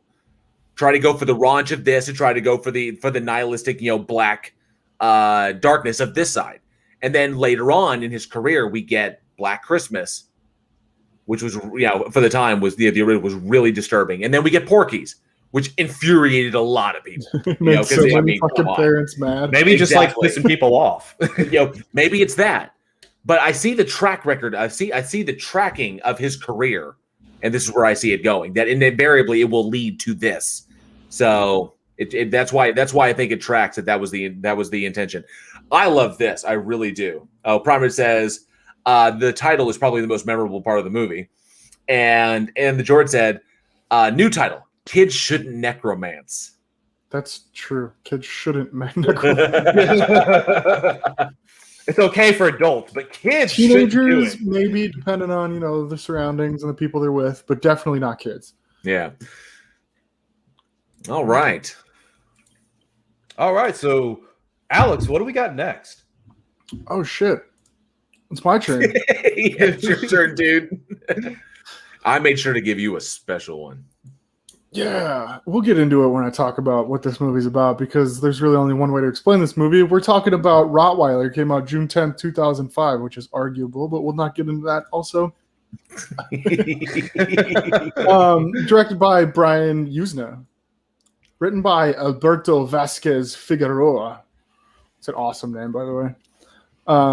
Starring William Miller, Irene Montalia, I think that's how you say that, Paulina Galvez, Cornell John, Luis Homar, and then Paul Nashke is Cuford. Cuford. So this movie follows a convict. Oh, come on. You missed the best one. Ivana Baquero as Esperanza. I wasn't about to fuck that up, though. No. I thought it was the best one. It was like literally Ivana Baquero who played Esperanza. I just love the name Esperanza. Just really dig that. No, that's a good name. I like it. I like Alberto Figueroa's name. Anyways, yeah, so this guy gets arrested for illegally entering Spain, and then decides he's going to leave prison, has to kill a bodyguard, gets chased down by a fucking bioengineered Rottweiler, which is super fucking cool.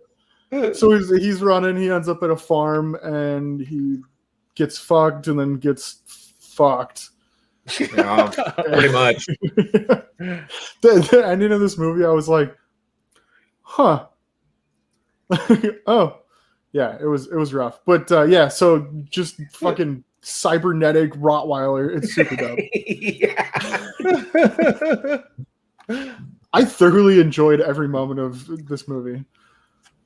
That's awesome. I really dug it as well. And it was interesting because, I mean, I was thinking, it was like, can we deep dive on this movie? And we really can't deep dive on the movie. There's not much to be said beyond what you see on screen. The story is pretty straightforward. The nice little tie-in, you know, the relationship between the dog and our hero, or I'm saying, bad guy here. I'm hard to say, but I kind of dug it. Trying to make a better life for himself. Okay? Yeah. He's doing what he can, and I like the little times. Like, oh, it all comes full circle. It was kind of it was pretty formula. Act 1, Act 2, Act 3. This is what we have. Big reveal at the end. And then of course, super awesome tagline: "Eat, sleep, fetch, kill." Yeah. But what I dug and what I really wanted to talk about in this one was, number one is the Brian Yuzna. Okay, and we'll talk more about him here in a bit. But Brian Yuzna, this film was full of good intentions. Because, and we'll talk about why here in a sec. But the people who were given the opportunity. This film is actually people who were given the opportunity to try to make this movie. Everybody behind the camera, everybody in front of the camera, and Brian Yuzna himself. This film really doesn't really kind of fit with his repertoire. Okay, you look at the movies that he produced, starting with like Reanimator, a bunch of Lovecraft adaptations. He his very first directorial debut was fucking Society. We love talking about that movie. Yeah. Whatever. There's some images in that movie I can't get out of my head. You'll never forget. I know, right? Yes, and the George says, Terminator Cujo. Yeah. So true. But the film is full of good. You can see what the intentions were. Everybody was given their best shot to do something in this movie.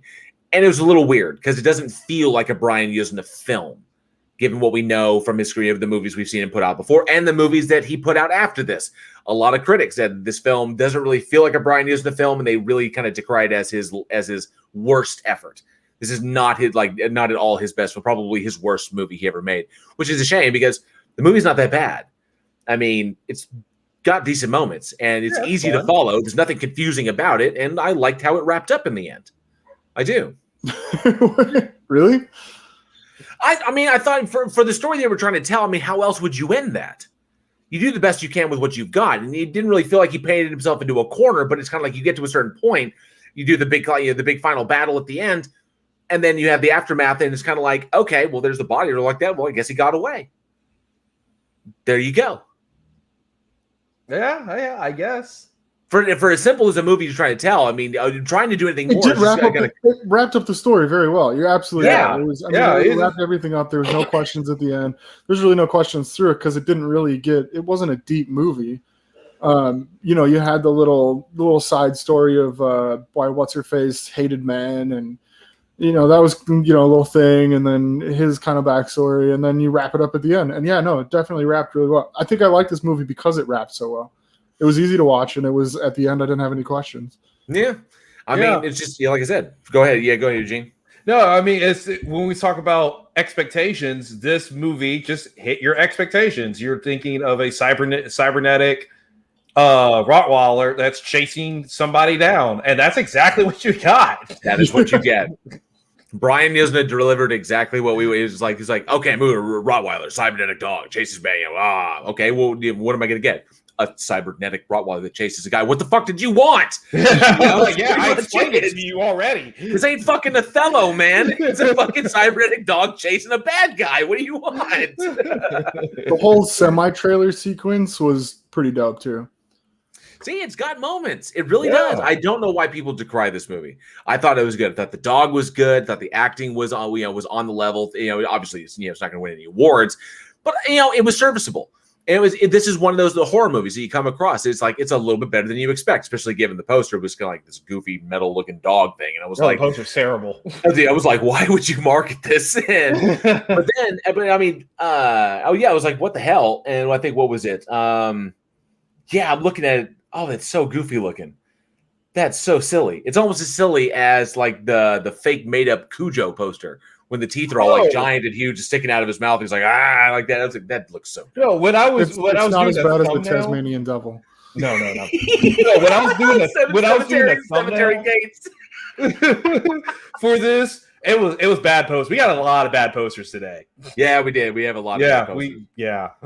Just fucking cheap ass poster. It's mostly negative space on this poster. It's like, luckily nobody can see it. It's like the thing is made of matte black metal and you just shine a little bit of light on it, and only by virtue of the fact that it's 3-dimensional can you see parts of it. It's kind of sad in that respect. But nonetheless, I mean, this, like I said, you can't go deep in this movie. It's pretty formulaic. It's just a good little horror, little time waster. But what I wanted to spotlight on, I wanted us to give a chance to talk about is Brian Yuzna. Director Brian Yuzna is an amazing fucking guy with an incredible story. And I know a lot of people probably, much like there are directors like Stuart Gordon, who some of the more casual horror fans probably are not familiar with. And I would like to take the opportunity on, talking about this movie, or use this movie to kind of introduce people to Brian Yuzna and what he does as a director for the horror genre. So one of the things that's really, really awesome is the fact that he actually likes to give people a chance. And that's actually really rare in film. You have to replace people. Obviously, you're always looking for new talent, but it's really hard for someone to be so generous and actually like, hey, I want to give you a shot. I believe in you. It looks like you have talent, and put it out there. And because of this, he's been a part of some of the most iconic work out there. When you talk about the Reanimator series, starting off with Society, we going into the franchise of Dentist, because he directed Dentist 1 and Dentist 2. On top of that, he directed I'm still salty about that loss. Fuck. Anyway, sorry. Spoil it. So continue on. And then coming back with Beyond Reanimator, he also is part of the Silent Night, Deadly Night franchise. He directed Return of the Living Dead Part 3 on it. He's done a lot of stuff for the horror genre that a lot of people don't know him as. Because people, when you really start diving in, when you start going under the surface of horror, you start to find like the Reanimator series on it, and then you start finding Stuart Gordon, Brian Yuzna, and all of a sudden you start seeing some of the other works. So he has been a part of the genre for a long time, has done some incredible work, has helped other filmmakers like Stuart Gordon make a name for themselves, and it's just awesome the fact that he does that. Not to mention two of my favorites. We talked about one last week, but two of our favorites here on the show, fucking Jeffrey Combs and Barbara Crampton. Yes. Yeah, we did just talk about Barbara Crampton. Yeah, well, because Stuart Gordon would be working for Stuart Gordon on Reanimator and produced by Brian Yuzna. Is the reason that whole film happened was because of Brian, because he believed in Stuart's vision. And then Stuart cast Jeffrey Combs and Barbara Crampton in that film, and boom, we're off to the races. That is, I wanted to talk because because you're right, Eugene. He is one of those kind of behind the scenes guys who is, he's done his bit. He's got a really, really good, filmography, but not a lot of people know about him. And the fact that his vision is unique, his vision is interesting, for all of its grotesquerie, Society, there's something to be said there. There is a commentary in Society, and I like it. I like that it's buried behind mounds and mounds of flesh, but but it's there. And that's what I like about it. He lacks pretension, which I think is very fucking cool. Is that he is not he's not pretentious in any way whatsoever. He doesn't seek the limelight. He doesn't lord the fact that, people have careers because of me, or I launch people like this. No, he is that's why we got a movie like Rottweiler. Is because he's looking for those people to give people a chance. So it's like, let these people work behind the camera. Let these people work in front of the camera. I think you've got what it takes. Let's make a fucking movie together. And sometimes it works out, and sometimes it does not. Not everyone's going to be a Jeffrey Combs. Not everyone's going to be a Barbara Crampton. Not everyone's going to be a Stuart Gordon.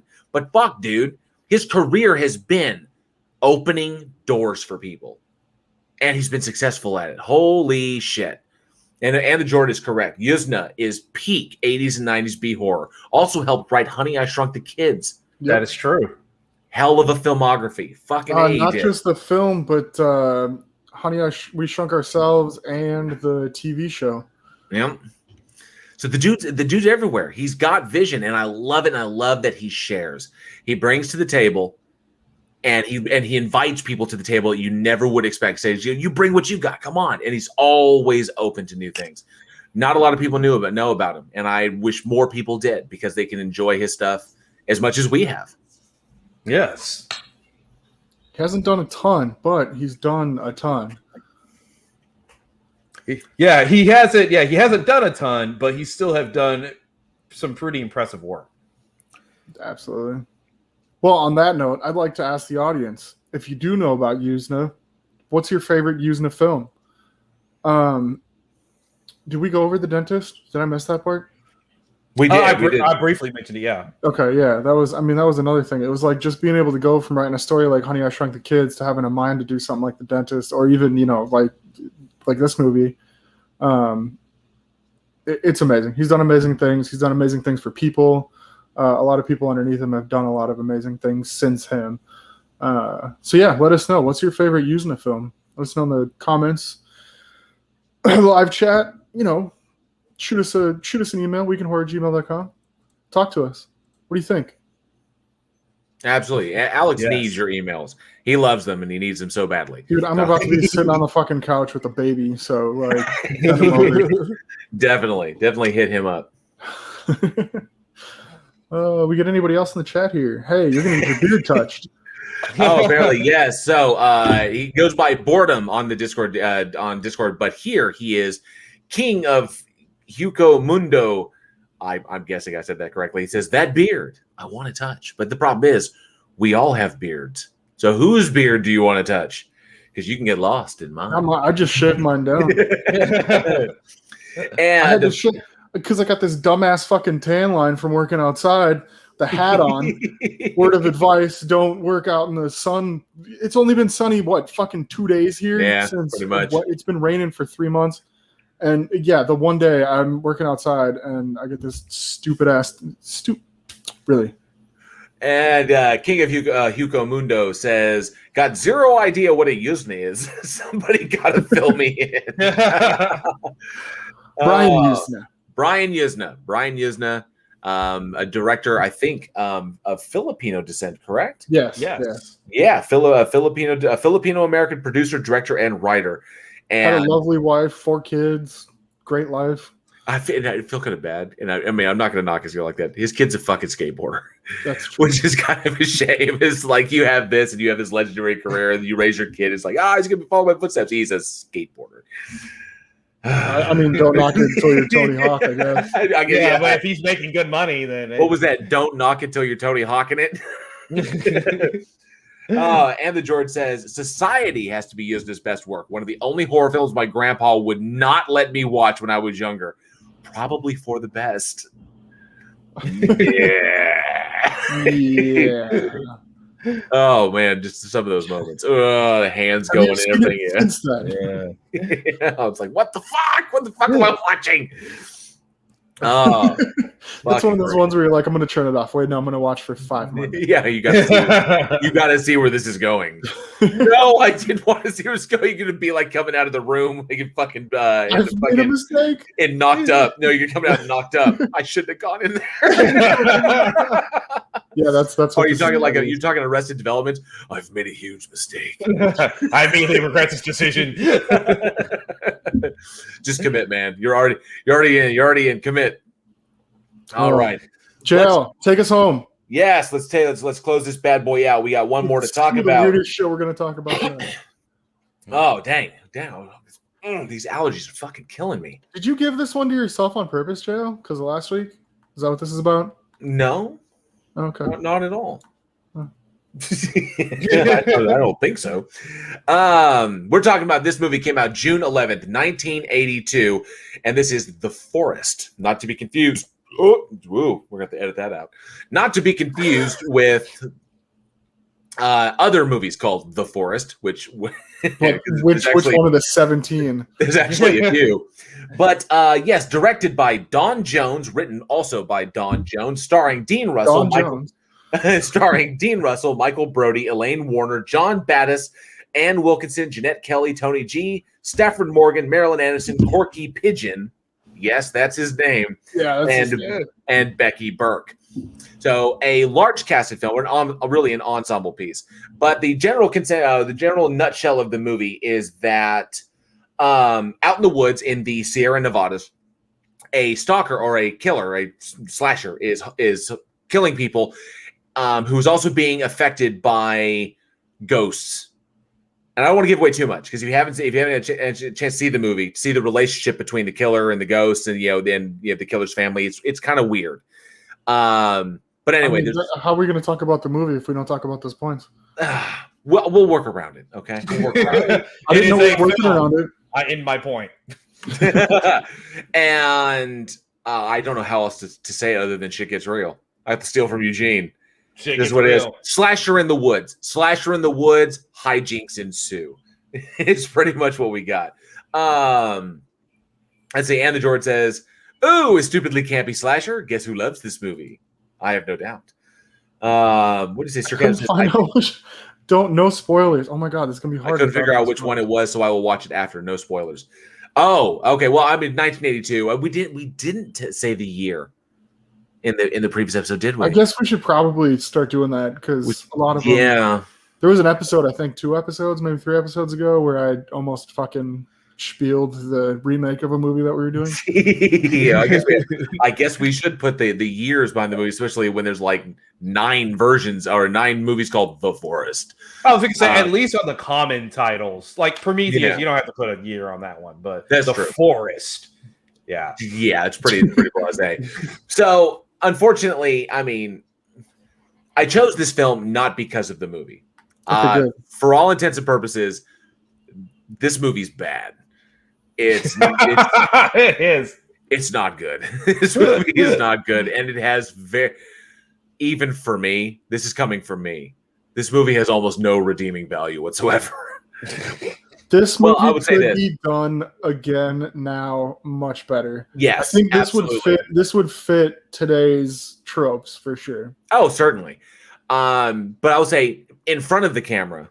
Oh, okay, hang on a sec. Above the line and below the line.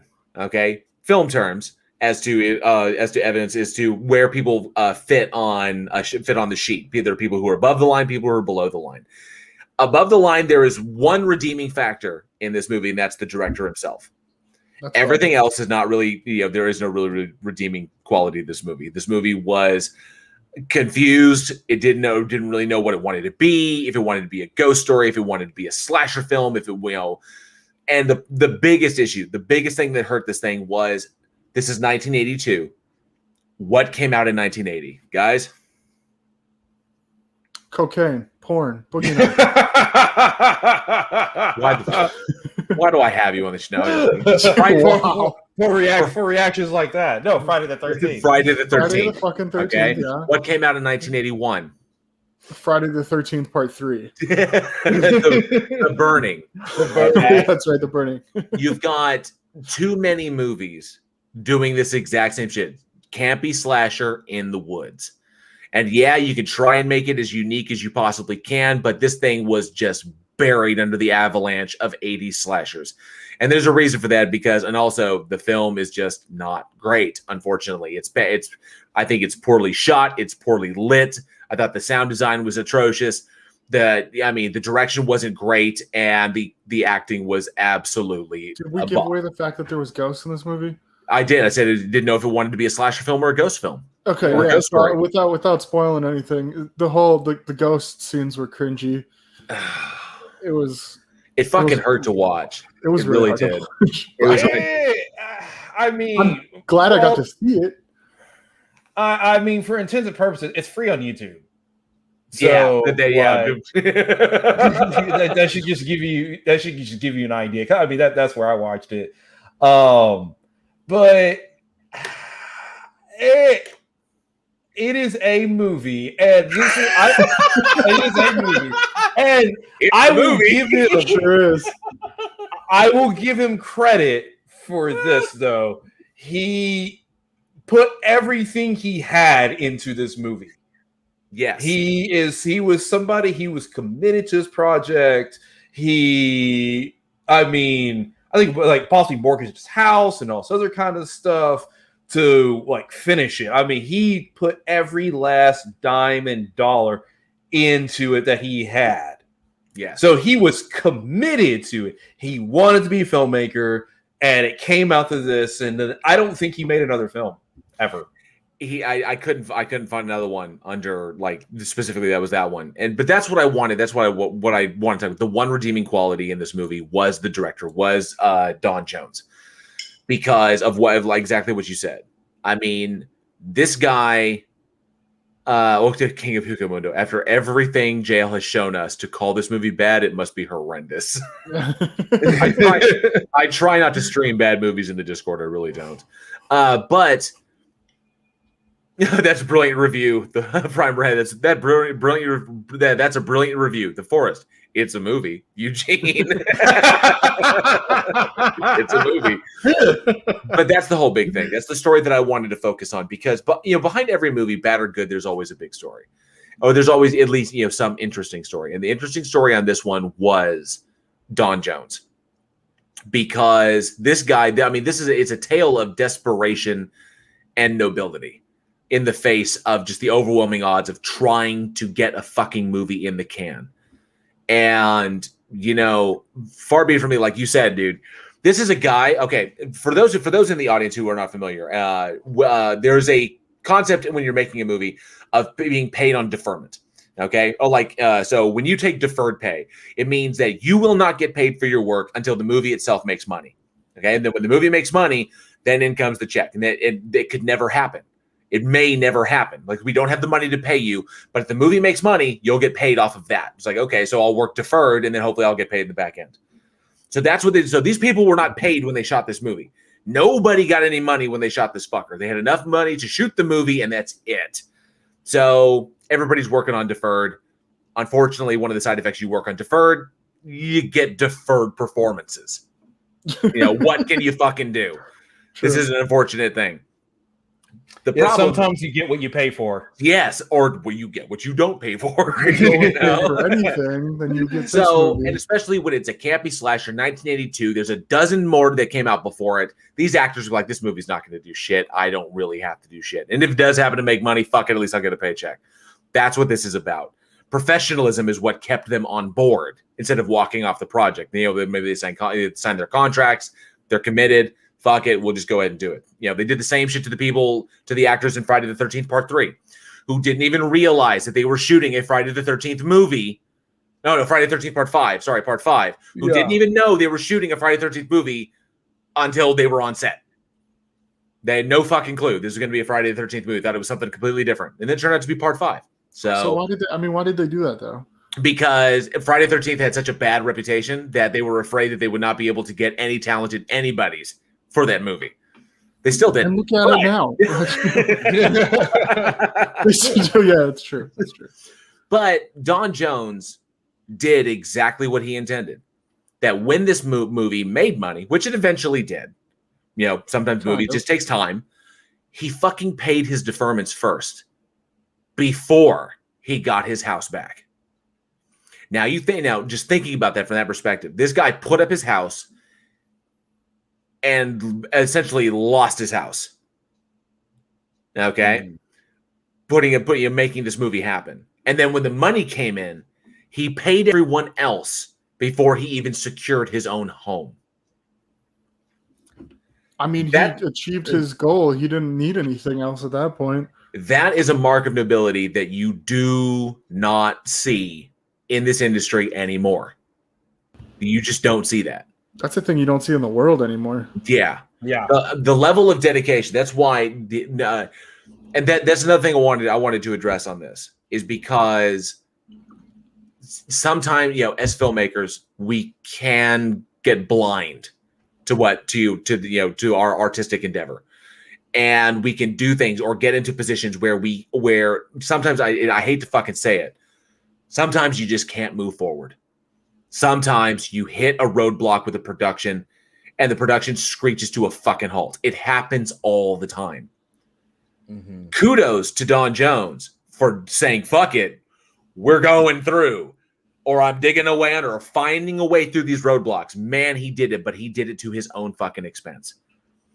And I will never knock somebody for going after their dream. Yeah. Because very few people have that kind of dedication to be willing to sacrifice everything to try to accomplish the dream. very, very few people have the testicular fortitude to do that. Did you just use the phrase testicular fortitude? Yep. Shit, I think I just came up with another band name. No, Testicular Fortitude is the first single on the King Shaming Cannibals album. King Shaming Cannibals. Yes. But it's very, very few people have that and is willing to actually give it all for their dream. And I'll respect him on that. Hands out. He tried. He got further than most people. He tried really, really, really hard. Yeah. He tried almost too hard. And sometimes it works out, sometimes it doesn't. Sometimes you just don't see those roadblocks, or sometimes you force it and you try to really make it happen when, it's great that he had that. It's great that he stayed dedicated to it, but there is a legitimate cautionary tale here. And it's when you force the movie.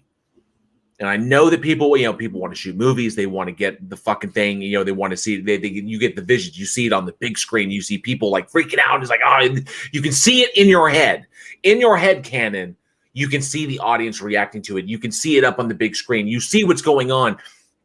What's really happening is, obviously the movie you're shooting is not going to turn out that way. It rarely ever does.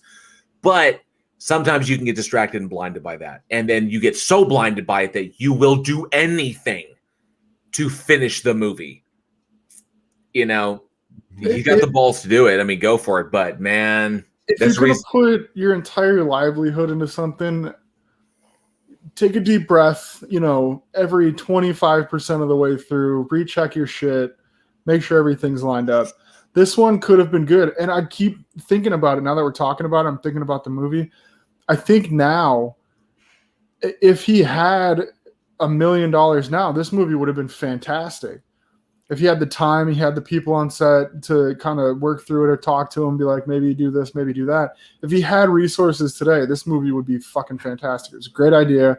There was a lot into it that you could play around with. Like you said, it could be a slasher, it could be supernatural. Why not fucking mix both? Because you don't see enough of that. Yeah. So it could have been good, but he pushed so hard. He wanted it so bad that I think, like you said, he was blinded to what he was actually, directing or producing. And it kind of got away from him pretty quickly. I saw some comments about it. It doesn't need to be good. It just needs to, be fun. It could have been fun. It could have been more fun. It could have been better. There's definitely a lot of things that you could see in this movie that could have been done. You would have been like, even me, not being a professional in the film industry, I could look at it and be like, you can tell that he pushed real hard to get something done, and it shows. You can tell that it was like, okay, just do this. Like this is what I want to do. It can only be this way, and then it comes. There's a lot of heart. There's a lot of fucking heart in this movie, and you can see it. Yeah, but it doesn't necessarily work.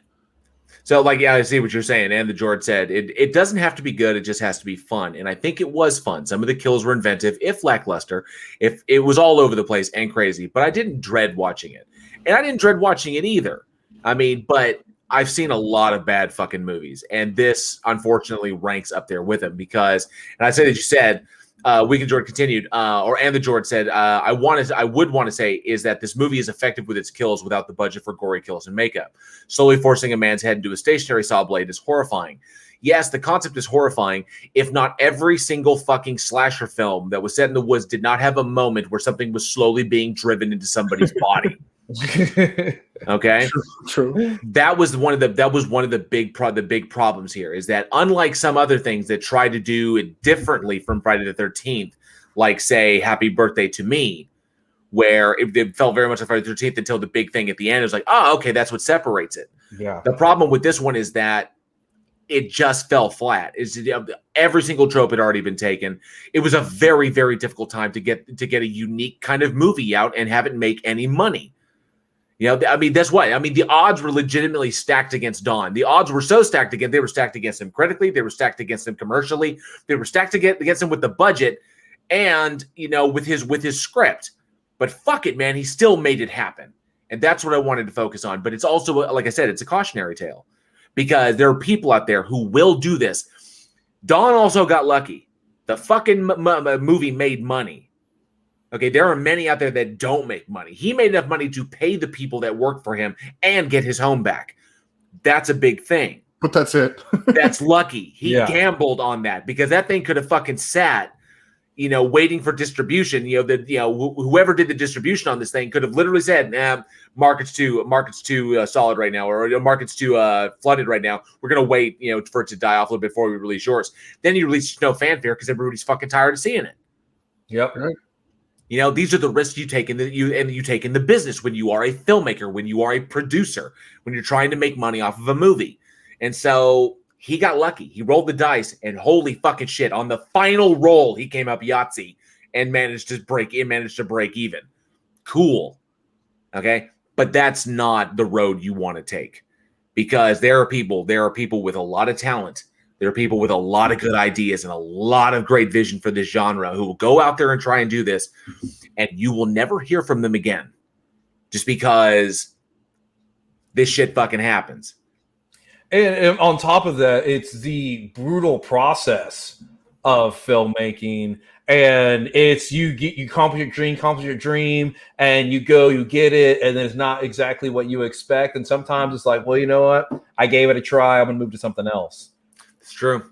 And the fact that it took so long for him to recoup his money, a lot of times what you like to do in the industry is you always have your next project lined up before your current project releases. That way, if it's bombs or it's bad or it's whatever, you're already got the next job, and you're already like on set doing stuff. Like, I'm already entrenched now on it to keep that kind of to keep the constant ball rolling. He couldn't do that because he invested so much into this film. He had to sit and just wait on it, and it wasn't good enough to land him onto another production, or maybe he didn't want to, or we don't know. It's possible, yeah. Could have been a one and done. He's like, I did a movie, I fucking hated it, and I'm done. Maybe I hated maybe he hated the whole fucking process. No, I'm not doing this again. No, this was akin to fucking torture. Or maybe it was simply he completed the movie, checked it off his bucket list. Now he's moving on to something else. But wherever he went, I mean, the example he set, Don Jones, wherever you happen to be, I don't know where you are. I couldn't find anything else on you. There's a lot of Don Jones. There's a lot of fucking Don Jones in the world. But I wish him all the best, because to bring in the face of especially the 70s, to bring that level of dedication and noble aspiration to a film production, especially in a genre that is really unforgiving sometimes, or I would say an industry that is highly unforgiving. Luckily, in a genre that is very forgiving on occasion, but an industry that does not forgive failure. I kudos. Hats off to him. Hats off to him. Much respect. Absolutely. Definitely. Cool. Well, I definitely want to close it out with this, ET. I want to ask the audience, as soon as I get my cool banner up, I want to ask the audience, the risks that Don Jones took, are risks like this worth it in the pursuit of making a movie? It is art. It's their vision. But are risks like this, risking your home, risking your livelihood, risking the future of your career, everything, putting it all in one basket, just to get the movie done, is it worth it? In your opinion, I want to know. Do you think it's worth it to pursue this endeavor to that extreme, or not worth it? Maybe spread your irons out a little bit, so enough of them get hot. Don't just put one in the fire and hope it hits.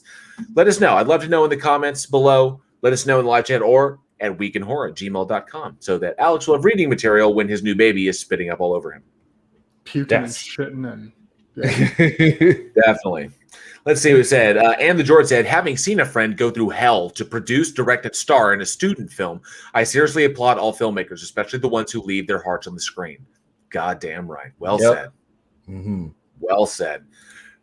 Prime Red says, good show, guys. Thank you very much, Prime Red. We do appreciate it. And King of Huko Mundo says, we got to respect him. He fulfilled his dream, even though he was broke as fuck. But personally, I would never take such a risk. It's hard. What did you say, Eugene? What did you say, Eugene?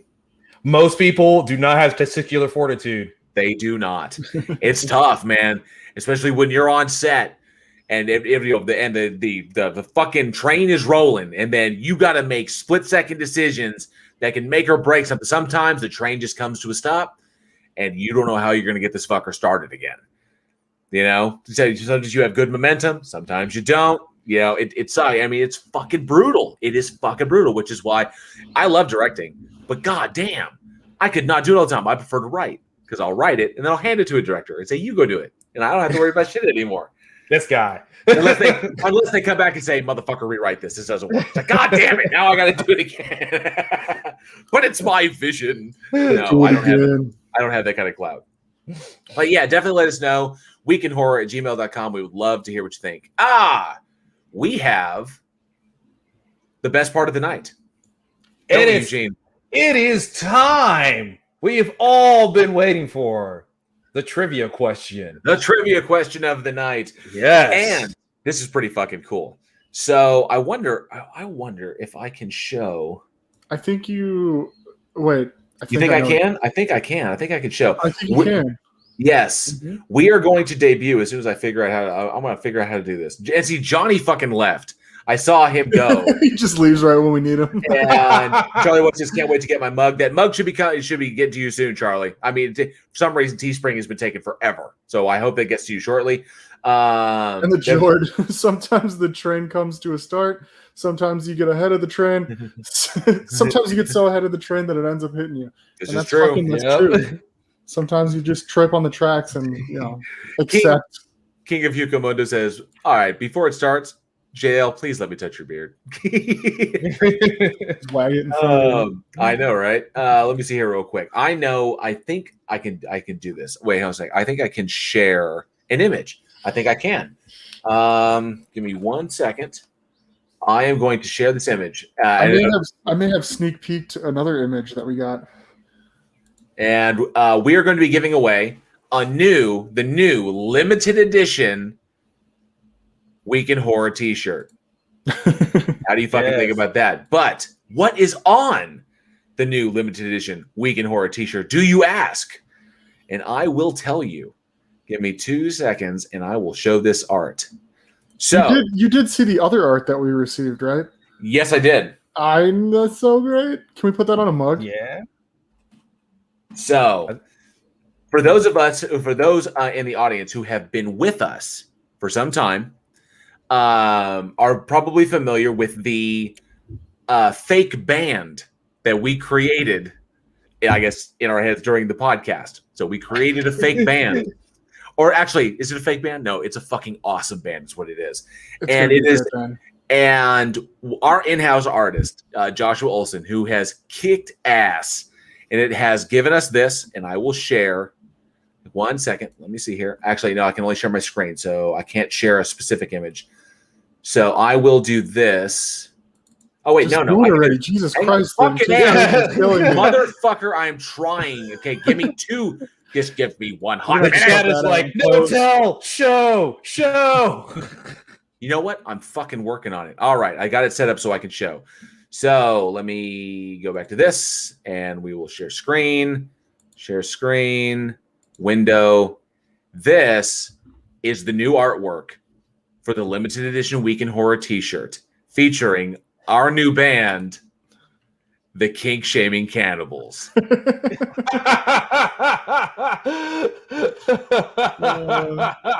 Courtesy of our in-house artist, Joshua Olson, who knocked it out of the fucking park with this one.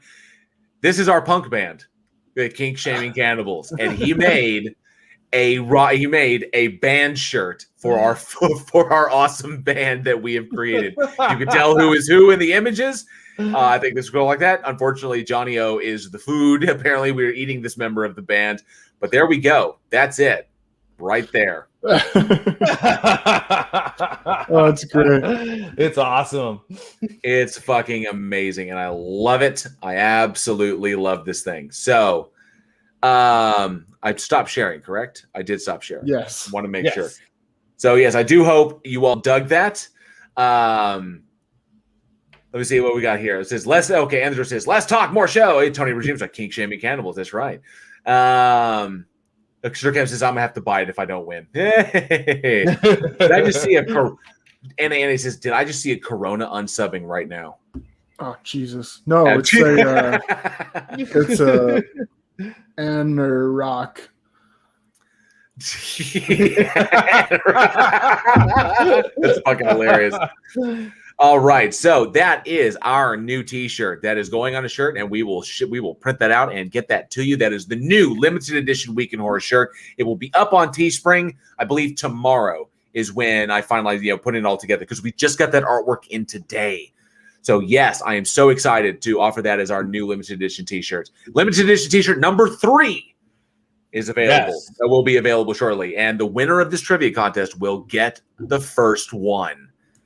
Ever. So, I don't even have one. Ever, yeah. The first one, and none of us them. have it. None of us have it yet. So you're going to get it before any of the cast does, which is pretty fucking cool. King of Hookamundo says, wear this in any place. I can say with 100% certainty that you will have at least 5 people giving you weird looks. Yeah, that's the fucking point. That means we have fucking succeeded. So with no further ado, Eugene, hit him with the trivia question. All right. The trivia question is, what and when was the first zombie film ever made? What and when was the first zombie film ever made? So go strong on your Google foo. Hope you flex those Google fingers. Get them going. So whoever is the first correct answer with and said what and when. So we need the name and the year. 2 answers. Name and year of the first zombie film ever made. Holy shit. Woo! We just got somebody. Boom. Right there. And George said, yeah, White Zombie 1932. Right off the bat. Damn, look at that. Zombie 1972. That's fucking amazing. And the George said he knew the name, had to look up the year. So congratulations to And the George said you have won the first limited edition shirt number 3 from Week in Horror, showcasing the kink shaming cannibals. It's fucking awesome, man. Yes. I fucking love when it. you get it, make sure you take a picture and tag Week in Horror on Facebook. Absolutely. Yes. We would like to see that. All right. Chris Durham Music Channel. Unfortunately, no, it was not Burgess Meredith. Almost, though. Almost, though, yes. Jinju and Charlie Welch, thank you for throwing in there. Yes, you are great. It was White Zombie, 1932. And, of course, who else do we like that? Prime Red. Zombie, 1973. Just a bit outside. Couple of years off. Yeah. Jesus, NBC. No, unfortunately, that's the greatest zombie story ever told. Ivy Gentry says, I shouldn't have gone to Google. I actually knew it. Trust your gut. Always go with your gut. There's no penalty for a wrong answer. So if you can always throw it out there, then Google afterwards. This is true. Absolutely. So congratulations to And the George said, who says, sorry at Charlie Welch. Got to be quicker than that. Boom! Damn. Chris Durham Music Channel says, if I ever win, I'll be worried at Week in Horror. This is one who does the preemptive answers. So if he ever gets one right, fuck, dude. Charlie, if you ever give a preemptive answer and it's correct, I will literally give you, I will bring all the limited edition shirts back in print, and I will print them all, and I will send them directly to you. I mean, that kind of luck would be pretty damn amazing. Yeah. If, like, one day he just types, it's fucking Betty White. And I'm like, holy shit, it was Betty White. Oh, God damn. Holy fuck. That's good. Yeah. All right. And the George says, and I have a shirt and a mug. Fucker. Oh, no. Charlie Welch says, and the George said, I have a shirt and a mug. Fucker. Yeah, he's won. He has won twice before. Ooh. Yeah, and the George, you're just on the board once. Don't buck that horse. Charlie Welch will tell you where to go. All right, but okay, so fantastic. Congratulations once again to And the George said for winning tonight's trivia question. We will get that shirt out to you ASAP. Thank you for playing. Thank you. All right, and that brings another episode of Week in Horror to a close. Thank you guys so much for joining us. We hope you enjoyed the show. Join us next week when we discuss Touch of Death, Jaws 2, Waxwork, and Food of the Gods. I don't think any of those have duplicate titles, so I'm sure you won't be having any trouble. Yeah, don't have to worry about these ones. You're good. We'd like to send a special shout out to our amazing patrons who have helped us make the show somewhat of a success, if you will. Glass Monster, James Jones, Alien X Gaming, Jeff Roberts, Dark Steve, Commander Darklight, Sarcasm, Crafty Keela, Anthony Purcell, Gavlar, the Hand of Zod, Mike Barrett, NANA, Alexis S., Jose Olalde, and Kyrie. Visit us at weekinhorror.net, where you can find links to all of our episodes, our bios, our merch spring at T-Store, and of course... I didn't write that. I scrolled right while I was trying to read because this isn't scripted at all. Our merch spring at T-Store, and of course, enter your email for a permanent entry to win a mystery horror shirt every month, courtesy of $6shirts.com. For more horror entertainment, be sure to check us out on Facebook, Twitter, Instagram. Followers get our daily splatter, a bit of horror info every day, right to your feed. You never know what new horrors you may discover. Subscribe to our channel and smash that zombie bell like a head button. Just kidding, Jail. It was a joke. Seriously, though. Subscribe to the channel and hit the bell. It helps us out with the dreaded YouTube algorithm. Leave us comments. Interact with us. We'd love to hear what you got to say. JL goes through all the emails before I get a chance to get to him. He says I love to read them, but he always reads them first, that little bastard. You're always going to get my sloppy seconds. I'll see it on my phone, and then all of a sudden it'll disappear. I'll be like, that fucker got to that email first. But we're out here fighting for your love. Seriously, though. And lastly, if you truly love what we do here and you would like and are able to support our production, you can through our Patreon. We have subscriber tiers as low as $1, bonuses and exclusive content, and horror films every month for our higher tiers. However, if you prefer, you can support our show through our PayPal as well. Links to everything, including our Discord community, where you can find film recommendations, trailers, trivia games, horror watch parties, and even interact with us directly, are in the description. And while the country is finally starting to lift the mandates, come to Texas, you don't even have to wear a mask anymore. But as we're starting to get back to normal, we know that things are still pretty tight for many people.